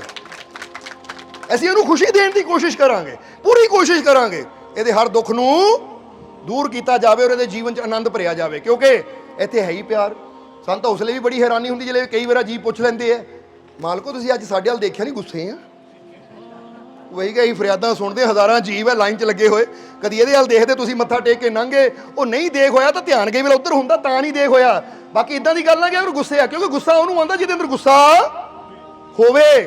ਹੁਣ ਇੱਥੇ ਤਾਂ ਗੁੱਸਾ, ਹਾਂ ਕਈ ਵਾਰ ਕੋਈ ਗਲਤੀ ਕਰੇ ਉਹਨੂੰ ਗੁੱਸੇ ਨਾਲ ਘੂਰੀ ਜ਼ਰੂਰ ਵੱਟ ਦਈਦੀ ਹੈ, ਓਏ ਕੀ ਕਰ ਰਿਹਾ, ਪਰ ਉਹ ਗੁੱਸਾ ਨਹੀਂ ਹੈ, ਉਹ ਸਿਰਫ ਉਹਨੂੰ ਸੁਧਾਰਨ ਵਾਸਤੇ ਇੱਕ ਨਾ ਸਾਨੂੰ ਥੋੜਾ ਕਰਨਾ ਪੈਂਦਾ। ਹੁਣ ਦੇਖੋ ਰਾਜ ਦੀ ਗੱਲ ਦੱਸਤੀ, ਹੁਣ ਪਤਾ ਨਹੀਂ ਤੁਸੀਂ ਡਰਨਾ ਕਿ ਨਹੀਂ ਡਰਨਾ, ਪਰ ਫਿਰ ਕਵਾਂਗੇ ਕਿ ਕਈ ਵਾਰ ਗਲਤੀ ਕੀਤੀ ਜਾਂਦੀ ਹੈ ਨਾ, ਫਿਰ ਉੱਥੇ ਕਹਿਣਾ ਜ਼ਰੂਰ ਪੈਂਦਾ ਕੀ ਕਰ ਰਹੇ ਆ, ਧਿਆਨ ਨਾ ਕਰ, ਕਿਉਂਕਿ ਉਹ ਗਲਤੀ ਦਾ ਮਤਲਬ ਕੀ ਹੈ, ਉਹ ਇਸ ਲਈ ਡਾਂਟ ਹੁੰਦੀ ਹੈ ਕਿ ਇਹਦੇ 'ਚ ਉਹਦਾ ਹੀ ਨੁਕਸਾਨ ਹੈ। ਜੇ ਗਲਤੀ ਕਰਦਾ ਰਹੇਗਾ ਤਾਂ ਨੁਕਸਾਨ ਵੀ ਉਹਦਾ ਹੀ ਹੈ। ਜਿੱਦਾਂ ਇੱਕ ਬੱਚਾ ਗਲਤੀ ਲਿਖੀ ਜਾਵੇ ਇੱਕ ਵਾਰ, ਦੋ ਵਾਰ, ਤਿੰਨ ਵਾਰ, ਤਾਂ ਟੀਚਰ ਨੂੰ ਪਤਾ ਹੈ ਇਹਨੂੰ ਬਹੁਤ ਅੱਗੇ ਲੈ ਕੇ ਜਾਣਾ ਹੈ, ਇਹ ਬਹੁਤ ਅੱਛਾ ਕਰ ਸਕਦਾ ਹੈ, ਪਰ ਅਗਰ ਇਹ ਗਲਤੀ ਦਾ ਸੁਧਾਰ ਨਾ ਹੋਇਆ ਤਾਂ ਇੱਥੇ ਹੀ ਇਹ ਗਲਤੀ ਇਹਨੂੰ ਲੈ ਡੁੱਬੇਗੀ। ਇਸ ਲਈ ਟੀਚਰ ਨੂੰ ਉਹਨੂੰ ਸਮਝਾਉਣਾ ਪੈਂਦਾ ਹੈ। ਤਾਂ ਜੇ ਬੱਚਾ ਇੱਕ ਦੋ ਵਾਰ ਨਹੀਂ ਸਮਝਦਾ, ਡਾਂਟਣਾ ਵੀ, ਪਰ ਉਹ ਡਾਂਟ ਬੱਚੇ ਨਾਲ ਨਫ਼ਰਤ ਕਰਕੇ ਨਹੀਂ ਹੈ, ਬੱਚੇ ਨਾਲ ਗੁੱਸਾ ਕਰਕੇ ਨਹੀਂ ਹੈ, ਉਹ ਡਾਂਟ ਬੱਚੇ ਦੇ ਫਿਊਚਰ ਨੂੰ ਦੇਖਦਿਆਂ ਹੋਇਆ ਹੈ ਕਿ ਇਹ ਗਲਤੀਆਂ ਦੂਰ ਹੋਣਗੀਆਂ ਤਾਂ ਹੀ ਬੱਚਾ ਬੜਾ ਹੋ ਕੇ ਕੋਈ ਮੁਕਾਮ ਹਾਸਿਲ ਕਰੇਗਾ, ਤਾਂ ਹੀ ਕਿਸੇ ਕੁਰਸੀ ਤੱਕ ਪਹੁੰਚੇਗਾ। ਕਿਉਂਕਿ ਕਈ ਵਾਰ ਛੋਟੀ ਛੋਟੀਆਂ ਗਲਤੀਆਂ ਬੰਦੇ ਨੂੰ ਕਹਿ ਦਿਓ, ਇੱਕ ਬੜੀ ਤੋਂ ਬੜੀ ਬੇੜੀ ਅਗਰ ਡੁਬੋਣੀ ਹੋਵੇ ਤਾਂ ਇੱਕ ਛੋਟਾ ਜਿਹਾ ਸ਼ੇਰ ਹੀ ਕਾਫੀ ਹੈ। ਇਸੇ ਤਰ੍ਹਾਂ ਇਨਸਾਨ ਦੀ ਜ਼ਿੰਦਗੀ ਦਾ ਬੇੜਾ ਡੁੱਬ ਜਾਂਦਾ ਕਈ ਵਾਰ ਉਹਦੀਆਂ ਛੋਟੀਆਂ ਛੋਟੀਆਂ ਗਲਤੀਆਂ ਦੇ ਨਾਲ। ਇਸ ਲਈ ਸਮਝਦਾਰ ਇਨਸਾਨ ਇੱਕ ਵੀ ਪੁਆਇੰਟ, ਸਮਝਦੇ ਹੋ ਕਿ ਨਹੀਂ, ਆਪਣੇ ਜੀਵਨ 'ਚ ਇੱਕ ਵੀ ਮੌਕਾ ਗਲਤੀ ਨੂੰ ਨਹੀਂ ਦਿੰਦਾ ਕਿ ਮੇਰੇ ਜੀਵਨ ਦੇ ਬੇੜੇ ਨੂੰ ਡੁਬੋ ਸਕਣ, ਬਲਕਿ ਸਮਝਦਾਰ ਇਨਸਾਨ ਕੀ ਕਰਦਾ, ਚੈੱਕ ਕਰਦਾ ਹੈ ਕਿ ਜੇ ਮੇਰੇ ਜੀਵਨ ਦੇ ਬੇੜੇ 'ਚ ਕਿਤੇ ਕੋਈ ਛੇਦ ਹੈ ਗਲਤੀ ਰੂਪੀ, ਕਿਤੇ ਕੋਈ ਕਮੀ ਹੈ, ਤਾਂ ਜਿੰਨੀ ਜਲਦੀ ਹੋ ਸਕੇ ਮੈਂ ਛੇਦ ਨੂੰ ਬੰਦ ਕਰਾਂ, ਗਲਤੀ ਨੂੰ ਦੂਰ ਕਰਾਂ, ਤਾਂ ਕਿ ਮੈਂ ਅੱਗੇ ਵੱਧ ਸਕਾਂ। ਸਮਝਦੇ ਹੋ ਕਿ ਨਹੀਂ? ਇੱਕ ਦਿਨ ਅਸੀਂ ਨਾ ਸੁੱਤੇ ਹੋਏ ਸੀ, ਇੱਕ ਬੜੀ ਅਜੀਬ ਅਰਥੀ ਦੇਖੀ ਅਸੀਂ। ਕੀ ਦੇਖਿਆ? ਅਰਥੀ ਪਤਾ ਨਾ ਕਿਹਨੂੰ ਕਹਿੰਦੇ ਆ? ਕਿਹਨੂੰ ਕਹਿੰਦੇ ਆ ਪਹਿਲਾਂ ਦੱਸ ਦਿਓ।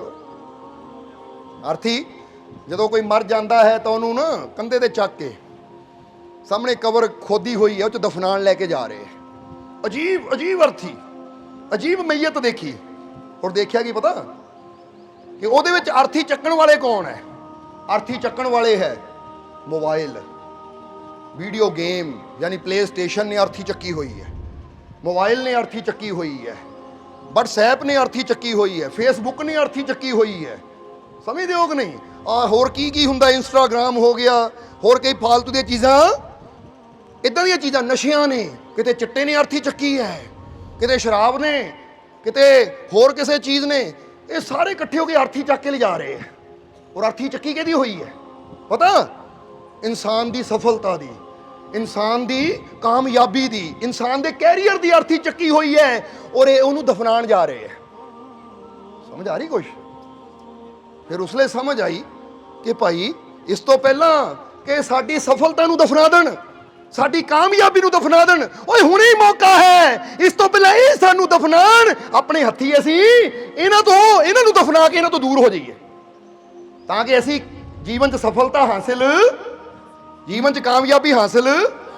ਹੁਣ ਦੱਸਣਾ ਕੀ ਚਾਹੁੰਦੇ ਆ, ਐਸੇ ਮੋਬਾਈਲ ਕਿਉਂ ਕਿਹਾ? ਕਿਉਂਕਿ ਅੱਜ ਬੱਚੇ ਨਾ ਕੈਰੀਅਰ ਵੱਲ ਧਿਆਨ ਦੇਣ ਦੀ ਬਜਾਏ, ਸਫਲਤਾ ਵੱਲ ਧਿਆਨ ਦੇਣ ਦੀ ਬਜਾਏ, ਉਹ ਦੇਖਿਆ ਹੈ 8-8, 9-9, 10-10 ਸਾਲ ਦੇ, 15-15, 16-16 ਸਾਲ ਦੇ ਮੋਬਾਈਲਾਂ ਤੇ ਮੈਸੇਜ ਕਰਨ ਲੱਗੇ ਹੋਏ ਆ। ਉਹ ਸਾਰਾ ਟਾਈਮ ਮੋਬਾਈਲ ਨੂੰ ਦੇ ਰਹੇ ਹੈ। ਹੁਣ ਇਹ ਨਹੀਂ ਪਤਾ ਲੱਗਦਾ ਇਹ ਮੋਬਾਈਲ ਨੂੰ ਇੰਨਾ ਟਾਈਮ ਦੇਣ ਨਾਲ ਉਹ ਆਪਣੇ ਕੈਰੀਅਰ ਨੂੰ, ਆਪਣੀ ਸਫਲਤਾ ਨੂੰ, ਆਪਣੀ ਕਾਮਯਾਬੀ ਨੂੰ ਆਪਣੇ ਹੱਥੀ ਦਫਨਾ ਰਹੇ ਹੈ, ਦਫਨ ਕਰ ਰਹੇ ਹੈ। ਇਦਾਂ ਦਾ ਇਨਸਾਨ ਕਾਮਯਾਬ ਕੀ ਹੋਏਗਾ ਜਿਹੜਾ 24 ਘੰਟਿਆਂ ਚੋਂ 12-13 ਘੰਟੇ ਦਾ ਮੋਬਾਈਲ ਪਿੱਛੇ ਲੱਗਾ ਹੁੰਦਾ ਹੈ। ਸਮਝਦੇ ਹੋ ਕਿ ਨਹੀਂ? ਹਰ ਵੇਲੇ ਜਦੋਂ ਮੌਕਾ ਮਿਲੇ ਉਧਰ ਸਤਸੰਗ ਚੱਲਦਾ, ਪਿੱਛੇ ਮੋਬਾਈਲ ਲੈ ਕੇ ਖੇਲੀ ਜਾਣਾ। ਉਹ ਸਿੱਖਣ ਆਏ ਹੋ, ਸਮਝਣ ਆਏ ਹੋ, ਸਮਝਦੇ ਹੋ ਕਿ ਨਹੀਂ?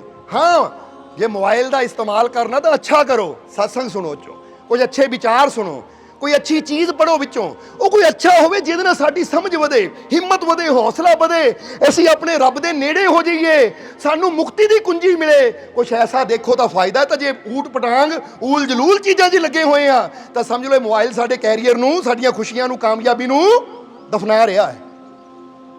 ਸਮਝ ਆ ਰਹੀ ਕਿ ਨਹੀਂ? ਫਿਰ ਗੇਮ 'ਚ ਲੱਗੇ ਹੋਏ ਆ, ਪਲੇ ਸਟੇਸ਼ਨ ਗੇਮ ਜਾਂ ਮੋਬਾਈਲ ਤੇ ਗੇਮਾਂ ਖੇਡਣ ਲੱਗੇ ਆ। ਕੀ ਖੇਡਦਾ? Candy crush. ਕਿਹੜੇ ਲੈਵਲ ਤੇ ਪਹੁੰਚ ਗਿਆ ਉਹ? ਇੱਕ 10,000 15ਵੇਂ ਲੈਵਲ ਤੇ। ਬੜੀ ਵੀ ਤਰੱਕੀ ਕਰ ਲਈ ਤੂੰ। ਹੈ ਕਿੰਨੇ ਸਾਲ ਲੱਗੇ? 2.5 ਸਾਲ ਲੱਗੇ। ਤਾਂ 2.5 ਸਾਲ ਸਿਮਰਨ ਕੀਤਾ ਹੁੰਦਾ ਤਾਂ ਤੇਰੀ ਜ਼ਿੰਦਗੀ ਕਿਤੇ ਹੋਰ ਹੋ ਜਾਂਦੀ। ਉਹ ਰੱਬ ਦਾ ਨਾਮ ਲਿਆ ਹੁੰਦਾ ਇੰਨੀ ਦੇਰ ਤਾਂ ਤੂੰ ਕਿਤੇ ਦਾ ਕਿਤੇ ਪਹੁੰਚ ਜਾਂਦਾ। ਅੱਜ ਤੂੰ ਦੁੱਖਾਂ ਵਿੱਚ ਹੈ। ਜੇ ਇੰਨੀ ਬੰਦਗੀ ਕੀਤੀ ਹੁੰਦੀ ਤਾਂ ਤੇਰੇ ਦੁੱਖ ਤਾਂ ਦੂਰ ਹੋਣੇ ਸੀ, ਤੇਰੇ ਲਾਗੇ ਬੈਠਣ ਵਾਲਿਆਂ ਦੇ ਦੁੱਖ ਵੀ ਦੂਰ ਕਰਨ ਦੀ ਸ਼ਕਤੀ ਤੇਰੇ ਅੰਦਰ ਆ ਜਾਣੀ ਸੀ। ਪਰ ਇਹ ਕਿਹਨਾਂ ਚੀਜ਼ਾਂ 'ਚ ਲੱਗੇ ਹੋਏ ਆ? ਵਿਅਰਥ ਦੀਆਂ ਚੀਜ਼ਾਂ 'ਚ, ਜਿਹਨਾਂ ਚੀਜ਼ਾਂ ਸਾਨੂੰ ਫਾਇਦਾ ਜ਼ੀਰੋ। ਬਸ ਆਪਣੀ ਜ਼ਿੰਦਗੀ ਨੂੰ, ਆਪਣੇ ਜੀਵਨ ਨੂੰ ਅਸੀਂ ਗਵਾਉਂਦੇ ਜਾ ਰਹੇ ਹਾਂ, ਆਪਣੇ ਜੀਵਨ ਨੂੰ ਬਰਬਾਦ ਕਰਦੇ ਜਾ ਰਹੇ ਹਾਂ। ਉਹ ਸਮਝ ਕਦੋਂ ਆਏਗੀ ਸਾਨੂੰ? ਅਸੀਂ ਕਈ ਵਾਰ ਦੱਸਦੇ ਕਿ ਜੀਵਨ 'ਚ ਨਾ ਸਭ ਤੋਂ ਕੀਮਤੀ ਹੈ ਸਾਡੇ ਕੋਲ ਟਾਈਮ, ਸਮਾਂ। ਪੈਸਾ ਉਨਾ ਕੀਮਤੀ ਨਹੀਂ ਹੈ, ਇਹ ਜ਼ਮੀਨ ਜਾਇਦਾਦ ਮਕਾਨ ਉਨੇ ਕੀਮਤੀ ਨਹੀਂ ਹੈ ਜਿੰਨਾ ਕੀਮਤੀ ਤੁਹਾਡੇ ਕੋਲ ਇਹ ਸਮਾਂ ਹੈ। ਕਿਉਂਕਿ ਸਮਾਂ ਚਲਾ ਗਿਆ ਤਾਂ ਜ਼ਮੀਨ ਚਾਹੇ 100 ਕਿੱਲਾ 1000 ਕਿੱਲਾ ਹੈ, ਮਕਾਨ ਚਾਹੇ 10 ਮੰਜ਼ਲਾ ਹੈ, ਪੈਸਾ ਚਾਹੇ ਕਰੋੜਾਂ ਹੀ ਹੈ।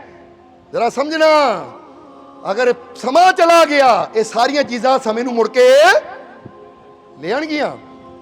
ਪਰ ਫਿਰ ਕਵਾਂਗੇ ਜੇ ਸਮੇਂ ਨੂੰ ਤੁਸੀਂ ਸੰਭਾਲ ਲਿਆ, ਸਮੇਂ ਦੀ ਕਦਰ ਪਾ ਲਈ, ਪੈਸਾ ਚਲਾ ਜਾਵੇ, ਜ਼ਮੀਨ ਚਲੀ ਜਾਵੇ, ਮਕਾਨ ਚਲਾ ਜਾਵੇ, ਜਿਹਦਾ ਰੋਣਾ ਇਨਸਾਨ ਸਾਰੀ ਜ਼ਿੰਦਗੀ ਰੋਂਦਾ ਹੈ, ਉਹ ਸਭ ਕੁਝ ਵੀ ਚਲਾ ਜਾਵੇ, ਕੋਈ ਪਰਵਾਹ ਨਹੀਂ। ਇਹ ਸਮੇਂ ਨੂੰ ਤੁਸੀਂ ਸੰਭਾਲ ਲਿਆ, ਸਮੇਂ ਦੀ ਕਦਰ ਪਾ ਲਈ ਤਾਂ ਇਸ ਸਮੇਂ ਨੇ ਤੁਹਾਨੂੰ ਉਸ ਉਚਾਈ ਤੇ ਲੈ ਜਾਣਾ ਕਿ ਤੁਸੀਂ 10 ਕਿੱਲੇ ਕੀ 1000 ਕਿੱਲੇ ਦੁਬਾਰਾ ਖਰੀਦ ਸਕਦੇ ਹੋ। ਤੁਸੀਂ 10 ਕੋਠੀਆਂ ਕੀ 100 ਕੋਠੀਆਂ ਦੁਬਾਰਾ ਖਰੀਦ ਸਕਦੇ ਹੋ, ਕਿਉਂਕਿ ਤੁਸੀਂ ਸਮੇਂ ਦੀ ਕਦਰ ਪਾਈ ਤਾਂ ਸਮੇਂ ਨੇ ਤੁਹਾਡੀ ਵੈਲਿਊ ਨੂੰ ਵਧਾ ਦਿੱਤਾ। ਪਰ ਅਸੀਂ ਕੀ ਕਰਦੇ ਆ? ਸਮੇਂ ਦੀ ਕਦਰ ਪਾਉਂਦੇ ਨਹੀਂ ਔਰ ਚੀਜ਼ਾਂ ਪਿੱਛੇ ਰੋਂਦੇ ਫਿਰਦੇ ਆ, ਕੱਪੜਿਆਂ ਪਿੱਛੇ ਰੋਂਦੇ ਫਿਰਦੇ ਆ। ਸੋਨਾ ਚਲਾ ਗਿਆ, ਜਰਾ ਹੁਣ ਗੌਰ ਕਰਨਾ, ਉਹਦੇ ਪਿੱਛੇ ਰੋ ਕੇ 2 ਮਹੀਨੇ ਖਰਾਬ ਕਰ ਲੈਣੇ ਐ। ਪਰ ਕਦੀ ਇਹ ਨਹੀਂ ਕਹਿਣਾ ਕਿ ਆਹ 2 ਮਹੀਨੇ ਆਪਣੇ ਆਪ ਨੂੰ ਇੰਨਾ ਬੈਸਟ ਬਣਾ ਦੇਵਾਂ ਕਿ ਜੇ 1 ਤੋਲਾ ਗਿਆ ਤਾਂ 100 ਤੋਲਾ 1000 ਤੋਲਾ ਕਮਾ ਸਕਾਂ ਮੈਂ, ਕਿਉਂਕਿ ਹੋ ਸਕਦਾ ਸਭ ਕੁਝ। ਅੱਜ ਜਿੰਨੇ ਵੀ ਤਰੱਕੀ ਕਾਮਯਾਬ ਇਨਸਾਨ ਹੈ ਨਾ, ਉਹ ਮਿਹਨਤ ਨਾਲ ਹੀ ਉੱਥੇ ਪਹੁੰਚੇ ਹੈ। ਪਰ ਬੰਦਾ ਕਹਿੰਦਾ ਕਿਸਮਤ, ਇਹ ਕਿਸਮਤ ਕੁਛ ਨਹੀਂ ਹੁੰਦੀ। ਚਲੋ ਸਮਝਦੇ ਹੋ ਕਿ ਨਹੀਂ? ਹੁਣ ਕੋਈ ਕਿਸੇ ਨੂੰ ਕਹਿ ਦੇ, ਫਰਜ਼ ਕਰੋ ਤੁਹਾਨੂੰ ਕੋਈ ਸਵਾਲ ਪੁੱਛਣਾ ਹੈ, ਇੱਕ DC ਹੈ ਜਾਂ ਇੱਕ SSP ਹੈ, ਆਪਣੀ ਕੁਰਸੀ ਤੇ ਬੈਠਾ ਹੈ, ਤੁਸੀਂ ਜਾ ਕੇ ਕਹੋ ਵਾਹ SSP ਸਾਹਿਬ ਆ ਕਿਸਮਤ ਨਾਲ SSP ਬਣ ਗਏ ਤੁਸੀਂ, ਕੀ ਕਹੇਗਾ ਤੁਹਾਨੂੰ? ਅੱਗੇ ਫੁੱਲਾਂ ਦਾ ਹਾਰ ਪਾਏਗਾ ਤੁਹਾਡੇ ਗਲ 'ਚ, ਸ਼ਾਬਾਸ਼ ਦੇਗਾ ਕਿ ਹਾਂ ਭਾਈ ਕਿਸਮਤ ਨਾਲ ਪਹੁੰਚਾ। ਬਲਕਿ ਇਹ ਕਹੋ ਗੁੱਸਾ ਆ ਕੇ ਨਾ ਚਪੇੜ ਮਾਰੇਗਾ ਮੂੰਹ ਤੇ, ਜਾਂ ਫਿਰ ਅੰਦਰ ਬੰਦ ਕਰੇਗਾ, ਕਰੋ ਇਹਨੂੰ ਬੰਦ। ਹੈ ਕਿਸਮਤ? ਉਹ ਦਿਨ ਰਾਤ ਮੈਂ ਪੜ੍ਹਾਈ ਕੀਤੀ, ਦਿਨ ਰਾਤ ਮੈਂ ਮਿਹਨਤ ਕੀਤੀ, ਕਾਲਜਾਂ ਦੇ ਵਿੱਚ ਜਾ ਕੇ ਮੈਂ ਇੰਨੀ ਮਿਹਨਤ ਕੀਤੀ, ਦਿਨ ਰਾਤ ਜਾਗ ਕੇ ਉਹ ਨੀਂਦ ਲੈਣੀ ਭੁੱਲ ਗਿਆ, ਖਾਣਾ ਭੁੱਲ ਗਿਆ, ਸਭ ਕੁਝ ਭੁੱਲ ਗਿਆ, ਆਰਾਮ ਭੁੱਲ ਗਿਆ, ਇੰਨੀ ਮਿਹਨਤ ਮੈਂ ਕੀਤੀ। ਇਹ ਕਿਸਮਤ ਨਾਲ ਨਹੀਂ, ਇੱਥੇ ਮੈਂ ਪਹੁੰਚਿਆ ਉਹਦੀ ਰਹਿਮਤ ਔਰ ਆਪਣੀ ਮਿਹਨਤ ਨਾਲ। ਕਿਸਮਤ ਦਾ ਕੀ ਹੈ? ਜੇ ਬੰਦਾ ਕਹੇ ਕਿਸਮਤ, ਤਾਂ ਫਿਰ ਜਿਹਨੂੰ ਕਿਸਮਤ ਤੇ ਭਰੋਸਾ ਨਾ ਇੱਥੇ ਬੈਠੇ ਰਹੋ, ਫਿਰ ਘਰ ਨਾ ਜਾਓ, ਇਹ ਸੋਚੋ ਕਿਸਮਤ 'ਚ ਹੋਏਗਾ ਘਰ ਚਲ ਜਾਵਾਂਗੇ, ਫਿਰ ਤਾਂ ਆਏਗੀ ਕਿਸਮਤ, ਚੱਕ ਕੇ ਲੈ ਜਾਏਗੀ ਤਾਂ ਚਲ ਜਿਓ, ਨਹੀਂ ਤਾਂ ਬੈਠੇ ਰਹੋ ਇੱਥੇ ਦਿਨ ਰਾਤ ਇੰਤਜ਼ਾਰ ਕਰਿਓ। ਕਿਉਂ ਬੈਠਾ? ਕਿਸਮਤ ਦਾ ਇੰਤਜ਼ਾਰ ਕਰ ਰਹੇ ਹਾਂ, ਮੈਨੂੰ ਯਕੀਨ ਹੈ ਕਿਸਮਤ ਤੇ, ਕਿਸਮਤ ਆਏਗੀ ਇੱਥੋਂ, ਮੈਨੂੰ ਮੇਰੇ ਘਰ ਛੱਡ ਕੇ ਆਏਗੀ।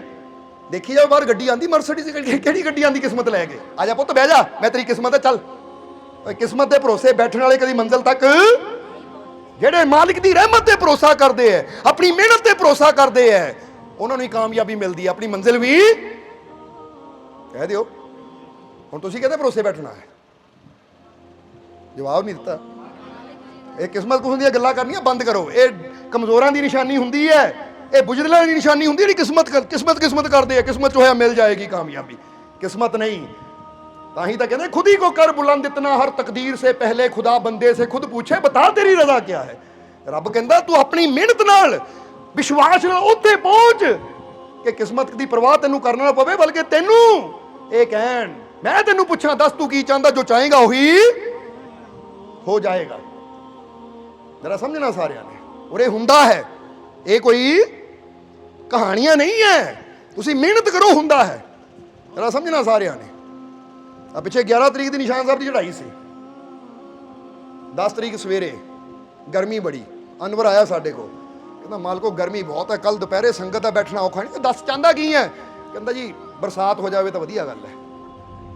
ਅਸੀਂ ਕਿਹਾ ਫਿਕਰ ਨਾ ਕਰ, ਫਿਰ ਬਾਰਿਸ਼ ਆ ਜਾਏਗੀ। ਔਰ ਫਿਰ ਸ਼ਾਮ ਨੂੰ ਬਾਰਿਸ਼ ਬੜੀ ਜ਼ੋਰਾਂ ਦੀ ਆਈ।